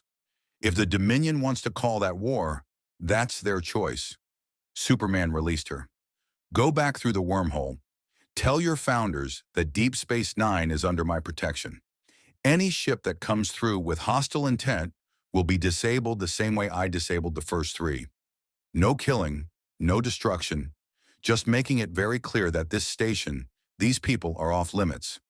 You cannot be everywhere at once, Loss said, her form beginning to shift. The Dominion is patient. We will find your weaknesses, exploit them. And when you finally break, when you cannot save everyone and the guilt destroys you, we will be waiting to offer you the order you secretly crave. She dissolved into liquid, flowing through the deck plating and disappearing into the station's infrastructure before security could stop her. Alarms screamed as the 12 Jem'Hadar warships advanced. Superman flew from the cargo bay toward the nearest airlock, but Sisko's voice stopped him through the comm. Mr. Kent, wait, I have an idea. In Ops, Sisko stood at the comm station with the kind of focused intensity Superman recognized from Batman's detective mode. Dax, can you open a channel to the Bajoran prophets through the wormhole? The prophets exist outside linear time, Benjamin. They don't respond to hails like Starfleet vessels. Try anyway. If they're as powerful as the Bajorans believe, they might take an interest in 12 warships about to attack their emissary station. Dax worked her console, sending complex subspace pulses toward the wormhole. This is insane. The prophets have never intervened in... The wormhole opened. Not the usual controlled bloom of blue-white energy, but an explosion of light that filled space like a newborn star. The Jem'Hadar warships stopped dead, their crews suddenly experiencing something that their genetic engineering hadn't prepared them for. Beings that existed outside linear time, that saw past and future as present, that perceived the Dominion's order as a temporary aberration in the infinite flow of existence. The Sisko has called, voices echoed across every comm channel, not words spoken but concepts transmitted directly into consciousness. The one who exists both here and not here, the one who brings linear beings to nonlinear space. The prophets were speaking, and everyone in the sector could hear them. You are of the Dominion. You bring order to the chaos of corporeal existence. This is known to us. The wormhole pulsed with energy that made Superman's Kryptonian senses scream warnings. But you threaten the Sisko, the one who taught us the value of linear existence. This is not acceptable. The 12 Jem'Hadar warships simply stopped, not disabled, not destroyed, just frozen in space like insects in amber, trapped in a moment that the prophets had decided to extend indefinitely. The Cisco wishes to protect all who reside in this place. We find this to be good. The corporeal being who is not of this space, the one called Superman, shares this wish. We find this to be good also. Superman felt something touch his mind, vast, incomprehensible intelligence that made Q seem limited by comparison. The prophets were examining him, understanding him in ways that violated privacy but carried no malice. You seek to return to your place of origin. This is understood. The path exists but is not yet open. You must first learn what you were brought here to learn. What lesson? Superman asked aloud, knowing they could hear him. That power without understanding creates chaos. That good intentions without wisdom create suffering. That being a symbol requires accepting that you cannot save everyone. The wormhole began to close. When you understand this, the path home will reveal itself. Until then, you exist in this linear space to learn what your place of origin could not teach you. The prophets withdrew, the wormhole returning to its normal state. The 12 Jem'Hadar warships remained frozen, trapped in a temporal loop that would hold them until the prophets decided otherwise, which existing outside linear time could be never or always simultaneously. In Ops, silence reigned as everyone processed what had just happened. Did the prophets just save us? Kira asked, her voice filled with religious wonder. They saved their emissary, Odo corrected, and apparently decided Superman is worth protecting too. Cisco looked at Superman with an expression that mixed gratitude and concern. The prophets don't intervene, ever. They observe, they exist, but they don't take sides in corporeal conflicts, until today. What does that mean? Superman asked. It means you just became a religious figure to the Bajorans, whether you want to be or not, Dax said. The prophets protecting you is a sign. They'll see you as blessed, sacred, another gift from their gods. Superman thought of Rao, the Kryptonian sun god his birth parents had worshipped, of how uncomfortable it made him when people prayed to him instead of helping themselves, of the burden of being a symbol instead of a person. I'm not a god, he said quietly. Neither am I, Cisco replied. But try telling that to the Bajorans. They believe what they believe, and the prophets just gave them evidence to support it. He moved to Superman's side, looking out at the frozen Jem'Hadar warships. The Dominion won't stop. They'll find another way to attack, another strategy to exploit, and the prophets won't always intervene. I know, Superman said, but today we're alive. The station is safe, and the Dominion learned that this sector has defenders they didn't anticipate. He turned to Cisco. That has to count for something. It counts for survival, Cisco agreed. Now we figure out how to turn survival into victory. As the station returned to normal operations and Starfleet dispatched additional ships to reinforce DS9, Superman stood at his viewport watching the wormhole, thinking about the prophet's message. He'd come to this universe by accident, but maybe, just maybe, there was a purpose to it, a lesson he needed to learn that his own universe couldn't teach him. And somewhere across the dimensional barrier, in a universe where heroes wore capes and gods walked among mortals, the Justice League continued searching for their missing symbol of hope, never knowing that he was learning what it meant to be a hero in a universe that didn't want heroes, only survivors with principles flexible enough to endure. The aftermath of the Dominion's failed assault brought unexpected complications. Starfleet dispatched Admiral Nechayev herself to Deep Space Nine, along with 3 Defiant-class warships and a contingent of intelligence officers who looked at Superman like he was simultaneously a strategic asset and a ticking time bomb. The Admiral was a severe woman in her 60s, with gray hair pulled back in a tight bun and eyes that had seen too many impossible situations to be impressed by one more. She sat across from Superman and Cisco in the station's wardroom, a PAD containing classified reports spread before her. Mr. Kent, she began without preamble, in the 6 weeks since your arrival in our universe, you have created a diplomatic incident at Corvin 2, destroyed a Borg cube killing thousands of drones, prevented a Jem'Hadar assault through unilateral military action, and triggered direct intervention by the Bajoran prophets, beings we've spent years trying to understand and who have never before taken sides in corporeal conflicts. She set down the pad. You are, without question, the single most destabilizing force the Federation has encountered since Q. I saved lives, and Superman said evenly. Every time. Yes, you did. And that's the problem. Nechayev leaned forward. The Federation survives because we are predictable. Our allies know we'll follow the Prime Directive. Our enemies know we'll exhaust diplomatic options before resorting to force. Our citizens know we operate within established legal frameworks. You operate outside all of those constraints because I'm not a Federation citizen. Precisely, which means you have no legal status, no chain of command, no accountability. She glanced at Cisco. Commander Cisco has requested that you be granted provisional status as a civilian consultant to Deep Space Nine. Starfleet Command is divided on whether to approve this. What's the alternative? Cisco asked. Lock him up? You've seen the reports, Admiral. No Federation facility can hold him if he chooses to leave. We're aware. Nechayev's expression softened slightly, the first crack in her professional armor. Mr. Kent, I've reviewed your complete file. Dr. Crusher's medical analysis, Data's psychological assessment, Counselor Troy's evaluation. They all conclude the same thing. You're genuinely trying to help. You have a moral code. You value life. But good intentions aren't enough when every action you take has quadrant-wide ramifications. Then help me understand your rule, Superman said.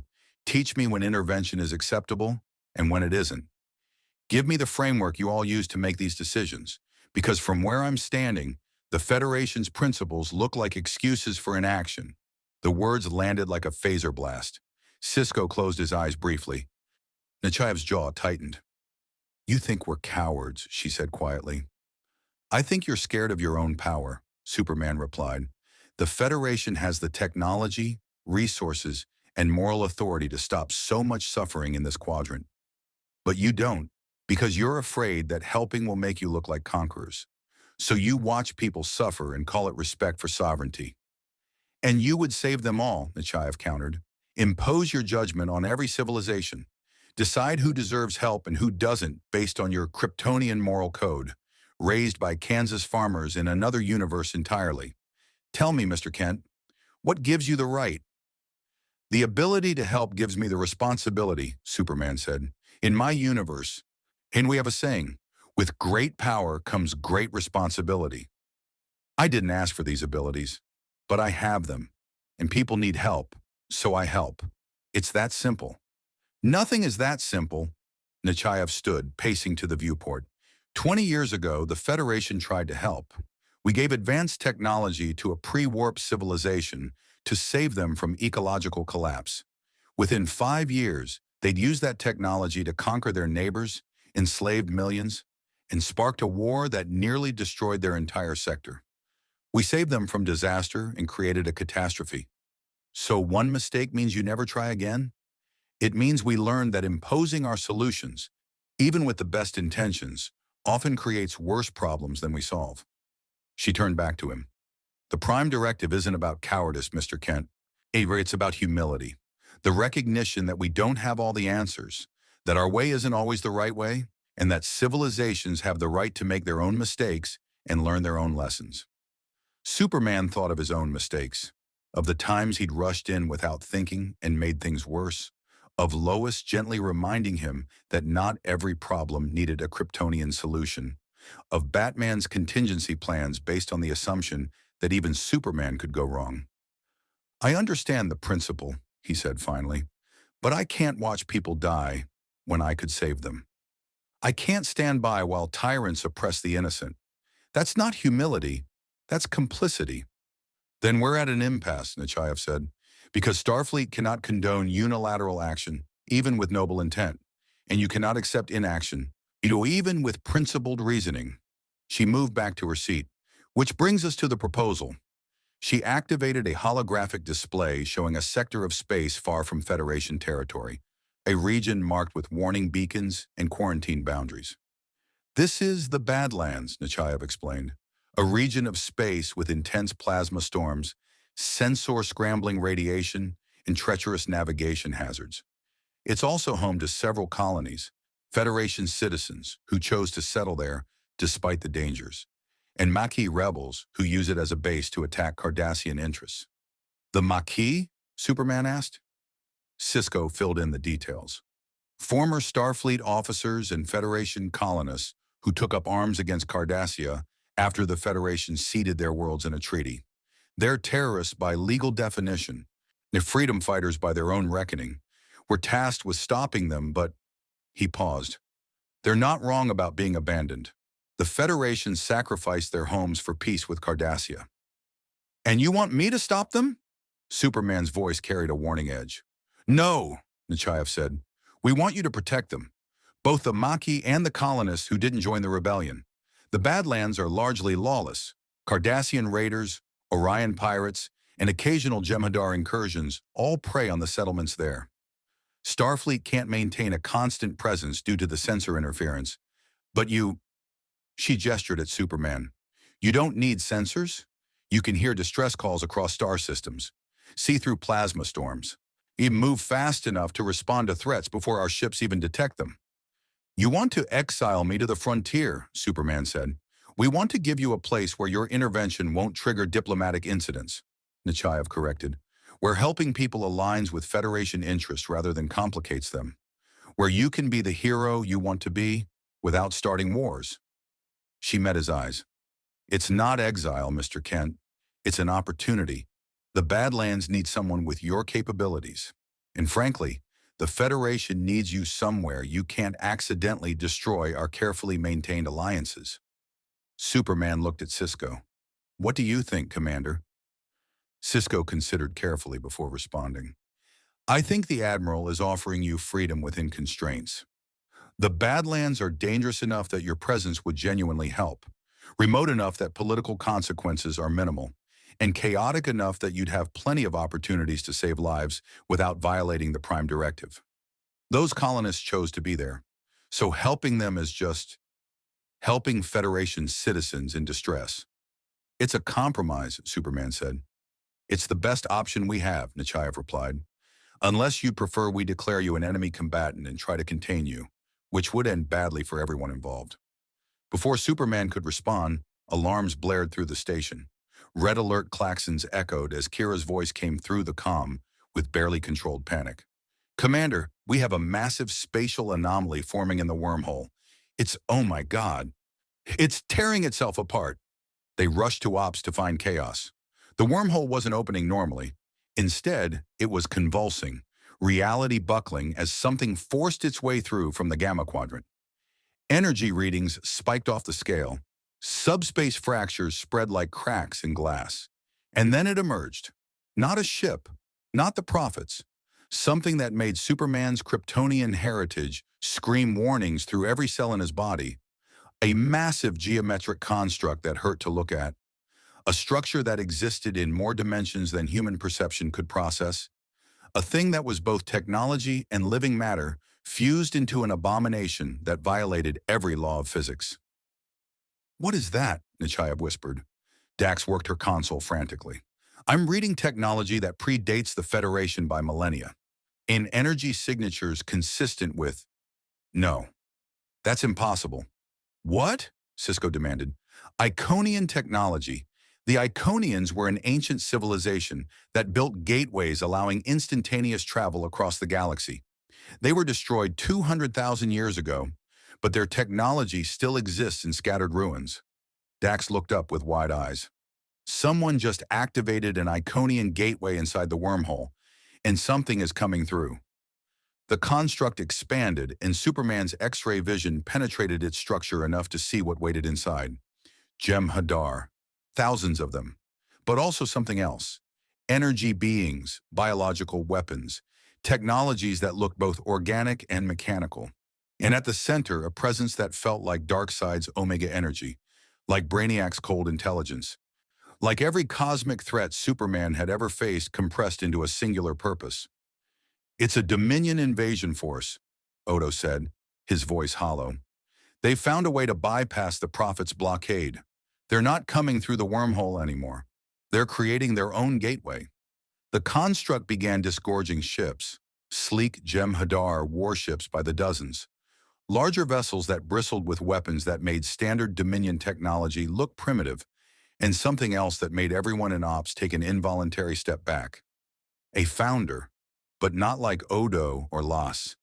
This one was massive, shifting between forms too quickly for sensors to track, surrounded by an energy field that disrupted subspace itself. I am the founder of the Dominion, the being's voice echoed through every comm system in the sector. I transmitted on frequencies that bypass shields and encryption. We gave you a choice, Superman. Join us or face annihilation. You chose annihilation. Now we demonstrate what happens to those who defy order. The first wave of Jem'Hadar warships opened fire on Deep Space Nine. Superman was already moving, launching from Ops toward the incoming barrage. His heat vision carved through torpedoes before they could impact. His body intercepted polaron beams that would have punched through shields. His super breath created a vortex that deflected a spread of biological weapons back toward the attacking ships. But there were too many. For every ship he disabled, 3 more emerged from the Iconian Gateway. For every attack he stopped, 5 more got through. DS9's shields buckled under the assault, hull breaches on multiple decks, casualties mounting. All hands abandon station, Cisco ordered, knowing it was futile. There weren't enough ships to evacuate 7,000 people before the shields failed completely. Superman flew faster, pushed harder, fought with everything Krypton had given him. He tore through Jem'Hadar warships like paper, each one disabled but not destroyed, each crew left alive but incapacitated. He caught torpedoes in mid-flight and threw them into empty space. He used his freeze breath to create ice barriers that bought the station precious seconds. But the founder was right. He couldn't be everywhere at once. A polaron beam penetrated the shields, struck the station's reactor core, and triggered a cascade failure that would destroy DS9 in minutes. Superman heard the screams. 7,000 voices crying out in terror as their home began tearing itself apart around them.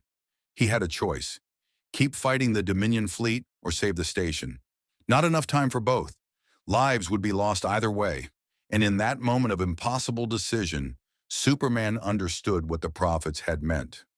What lesson this universe was trying to teach him. He couldn't save everyone. No matter how fast he flew, how hard he fought, how much he wanted to protect every innocent life, he was still just one person, one Kryptonian. And the universe was vast, filled with threats beyond counting, suffering beyond measure. Batman had tried to tell him, Lois had tried to show him, even Ma and Pa Kent had warned him that carrying the weight of the world would eventually break him. But Superman had never listened, never accepted limits, never stopped trying to be everywhere, save everyone, fix everything. Until now. Standing in space between a dying station and an overwhelming fleet, Superman made his choice. Superman flew toward Deep Space Nine, not away from the Dominion fleet, toward the station, toward 7,000 lives hanging in the balance, toward the reactor core melting down 60 seconds from catastrophic failure. The Jem'Hadar warships followed, seeing his retreat as victory, their weapons tearing into the station's failing shields. But Superman wasn't retreating. He was choosing. He phased through DS9's hull and materialized in the reactor chamber, where O'Brien and his engineering team were desperately trying to contain a breach that physics said couldn't be contained. The antimatter reaction was cascading out of control, so temperatures rising past any safety threshold, radiation levels that would kill an unshielded human in seconds. "Chief, get your people out," Superman ordered, already moving to the reactor core. "It's going to explode and I know, go!" O'Brien grabbed his team and ran, trusting the Kryptonian to do the impossible. Superman placed his hands on the reactor housing, metal so hot it glowed white, radiation so intense it would have vaporized any organic matter. To his Kryptonian cells, it was just energy. Fuel. He began absorbing the runaway reaction directly, pulling the heat and radiation into himself, converting destruction into power that made his cells sing with solar energy. The reactor stabilized. Temperature dropped. The cascade halted. But the Dominion fleet wasn't stopping. Through the hull, Superman saw the massive founder directing the assault with precision that spoke of vast intelligence coordinating thousands of variables simultaneously. Jem'Hadar warships positioned for maximum devastation. Weapons synchronized to overwhelm any defense, and the station couldn't withstand much more. Superman heard Cisco's voice through the comm, strained but steady.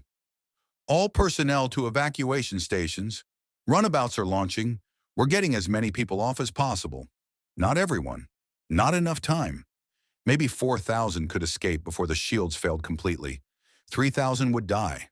Unless Superman flew from the reactor chamber toward Ops, arriving in a blur of red and blue. Commander, I need you to trust me. Cisco looked at him with eyes that had seen too much loss already today. What do you need? Open a channel to the Founder and evacuate everyone to the lower decks. Put as much station mass between them and the hull as possible. What are you planning? Something Batman would call reckless, Superman said with a grim smile. But I'm not from this universe, remember? Your rules don't apply to me. Cisco held his gaze for a long moment, then nodded. All hands, emergency evacuation protocol. Everyone to the interior compartments. Now, he turned to Kira. Open the channel. The massive Founder's form filled the view screen, a being that shifted between humanoid and liquid, between matter and energy, beautiful and terrible in its alien perfection. Superman, it said, the voice resonating with the weight of the entire Dominion collective. You have failed. The station falls. Well, your protection means nothing against superior numbers and strategy. This is the lesson Order teaches chaos. Inevitability cannot be resisted. You're right, Superman said, and the admission made everyone in Ops stare. I can't be everywhere. Can't save everyone. Can't stop every threat by myself. He floated toward the view screen. But I can do one thing you didn't account for. What? I can make you choose. Superman flew from the station at maximum velocity, accelerating past the Jem'Hadar fleet, past the Iconian Gateway, straight toward the massive Founder. Every weapon in the Dominion Armada turned toward him. Polaron beams, quantum torpedoes, biological weapons, technologies that bent space and time, all converging on a single target. Superman dodged, weaved, absorbed what he couldn't avoid. Energy washed over him, fueling his cells, making him faster, stronger. He was a Kryptonian under yellow sun radiation amplified by weapons fire, and he'd never felt more powerful. He reached the Founder and grabbed its liquid form with both hands. What are you doing? The Founder demanded, trying to shift away to escape his grip. Giving you a choice, Superman said. Call off the attack on Deep Space Nine, or I drag you through the Iconian Gateway back to the Gamma Quadrant. Right now. And we see how well the Dominion functions when one of its founders is held hostage by someone who doesn't follow your rules. The Founder's form solidified slightly, shock registering across an alien consciousness. You would not dare. We are sacred to the Dominion. Harming us would bring the full might of our empire against you. I don't plan to harm you, Superman replied, and his grip tightening enough to prevent shape-shifting escape. I plan to take you home and have a conversation with your great link about order versus freedom, about why beings deserve choice, about what happens when empires think they can impose their will through superior force. His eyes glowed red. I've had this conversation before with beings who thought they were gods. It didn't end well for them. In Ops, Dax was frantically tracking the energy readings. Benjamin, Superman's cellular structure is absorbing so much radiation from the weapons fire that he's becoming a mobile power source. If he releases that energy all at once near the gateway, it could destabilize the Iconian technology, Cisco finished. Close the gateway. Trap half the Dominion fleet on this side of the barrier. The Founder calculated, assessed, concluded that this Kryptonian was capable of exactly what he threatened, and worse, unpredictable enough to actually do it. Cease fire, the Founder commanded. Every Jem'Hadar warship stopped immediately, the perfect coordination of a hive mind responding to absolute authority. Withdraw through the gateway. This engagement is concluded.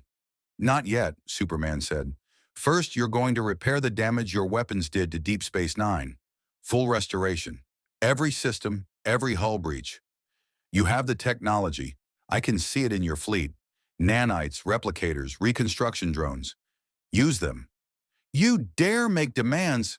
Superman's grip tightened, and his heat vision glowed brighter. I dare, because you're the one who came here with an invasion force. You're the one who tried to murder 7,000 innocent people. Anowin, you're the one who's going to fix what you broke. Or I start this conversation inside your Great Link. The silence stretched. Every being in the sector, Starfleet, Bajoran, Jem'Hadar, watched this impossible standoff between a Kryptonian and a Founder. Finally, the Founder spoke. Agreed, the station will be repaired. But know this, Superman, the Dominion does not forget. You have made an enemy of order itself. Someday, somewhere, we will find a way to neutralize you. And when we do, the chaos you protect will be extinguished. I'll be ready, Superman said. I've faced tyrants before. Darkseid, Brainiac, Lex Luthor when he became president and tried to frame me for crimes I didn't commit. You're just another bully who thinks power equals righteousness. And I've spent my entire life proving that wrong. He released the Founder and flew back toward DS9, leaving the massive being to coordinate the reconstruction effort. True to its word, the Dominion deployed repair drones and reconstruction nanites. Within 3 hours, Deep Space Nine was restored to full functionality. Hull breaches sealed, systems repaired, even improvements made to shields and structural integrity that O'Brien would spend weeks analyzing. Then the Dominion fleet withdrew through the Iconian Gateway, and the ancient technology collapsed in on itself. The pathway severed. In Ops, Sisko stood at the viewport, watching the last Jem'Hadar warship disappear, and he felt the weight of command settle differently on his shoulders. Status report, he said quietly. All systems operational, O'Brien replied, still stunned. Better than operational, actually. Whatever the Dominion did, we're running at 112% efficiency. Casualty report, Sisko asked the question he dreaded. 17 dead, 43 wounded, Bashir reported from the infirmary. All from the initial assault before Superman stabilized the reactor. We were preparing for thousands of casualties. His voice carried disbelief. He saved them, Benjamin. All of them. Sisko turned to find Superman standing silently in the corner of Ops, cape draped around him, looking exhausted in a way that had nothing to do with physical fatigue. Mr. Kent, Sisko said, that was either the bravest or most foolish thing I've ever witnessed. Both, probably, Superman admitted. In my universe, Batman keeps a file on ways to stop me if I go rogue. One of them is exploit his pathological need to save everyone. The Dominion just learned the same lesson. I can't watch people die when I have the power to save them. Even if it means making stupid tactical decisions, like grabbing a Founder and threatening to drag it through enemy territory. Admiral Nechayev appeared on the view screen, her expression unreadable. Mr. Kent, you just committed what amounts to an act of war, took a Founder hostage, and forced the Dominion to retreat through a combination of threats and impossible bravado. Yes, ma'am, Superman said, too tired to argue. Starfleet Command has 3 responses to this. 1. Several admirals want you court-martialed, which is legally impossible since you're not Starfleet. 2. Intelligence wants to study how you managed to absorb that much weapons fire without dying, which you'll refuse. 3.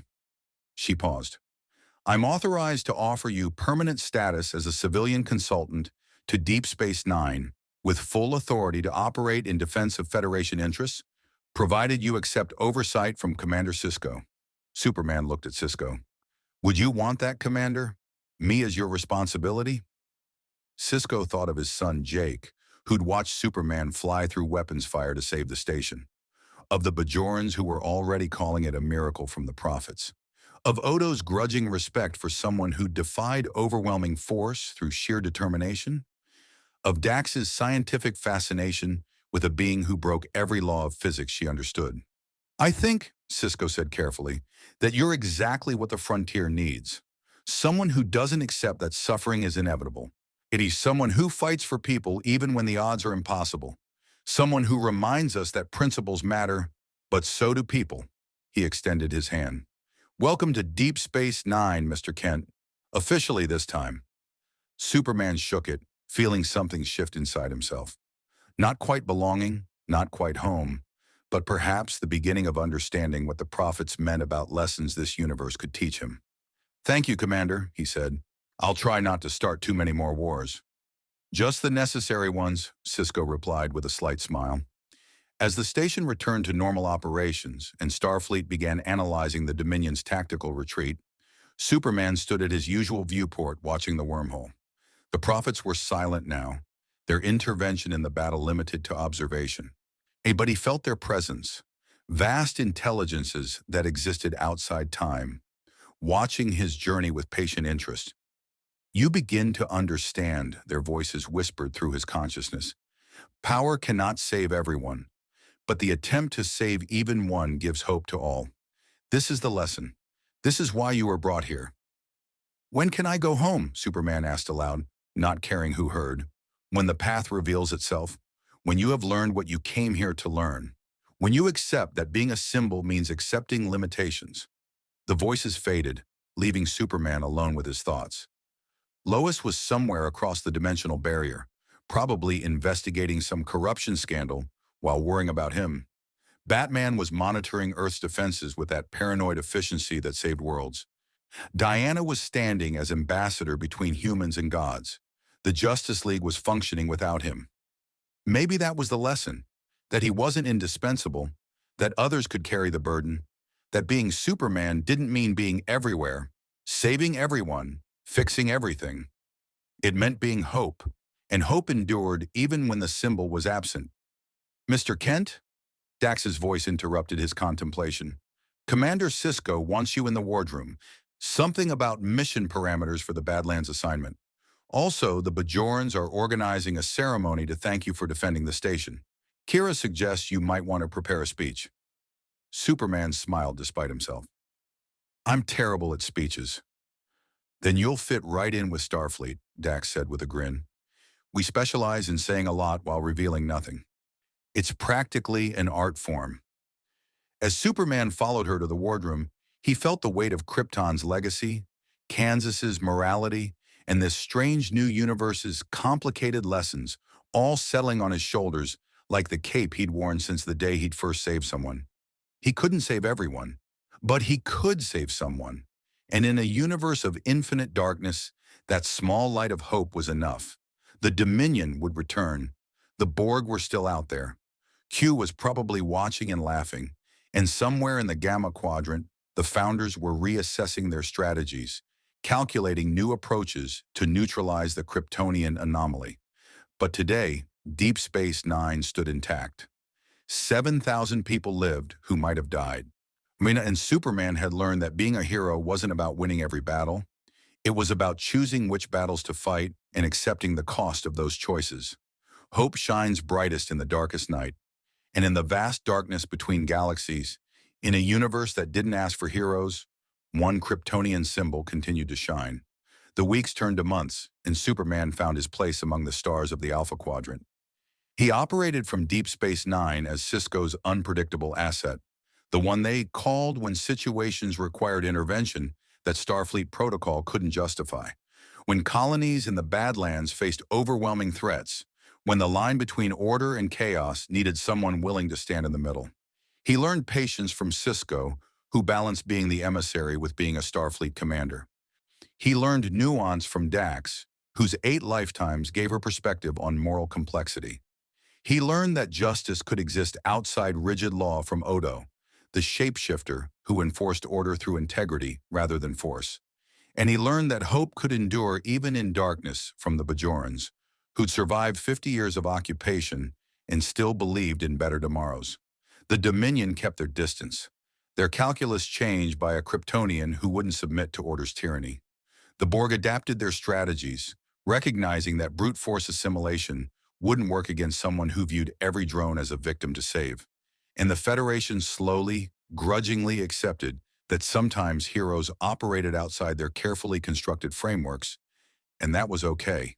Superman never stopped looking for a way home. Dax worked on the dimensional mathematics.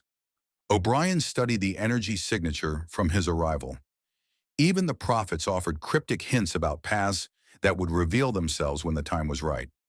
But until that day came, Clark Kent, Kal-El of Krypton, raised in Kansas, symbol of hope across universes, stood watch over a station at the edge of Federation space, protecting people who didn't always want protection, following rules he didn't always understand. and learning that being a hero meant accepting that you couldn't save everyone. Only trying to save everyone anyway. Because that's what hope looked like when forged from Kryptonian steel and tempered in the fires of impossible choices. And in a universe built on exploration, diplomacy, and the constant struggle between order and freedom, that hope was exactly what the frontier needed. The wormhole bloomed again, ships passing between galaxies, and Superman watched from his viewport knowing that somewhere across the dimensional barrier, his universe still needed him. But this universe needed him too. And he learned that being a symbol meant serving wherever you stood, helping whoever you could, and accepting that sometimes the greatest heroism was choosing which battles to fight and which to entrust to others. The path home would reveal itself. The prophets had promised. Until then, Deep Space Nine had a protector. The Badlands had a defender. And the Alpha Quadrant had learned that heroes came in many forms. Even Kryptonians who couldn't quite follow the rules but never stopped trying to do right.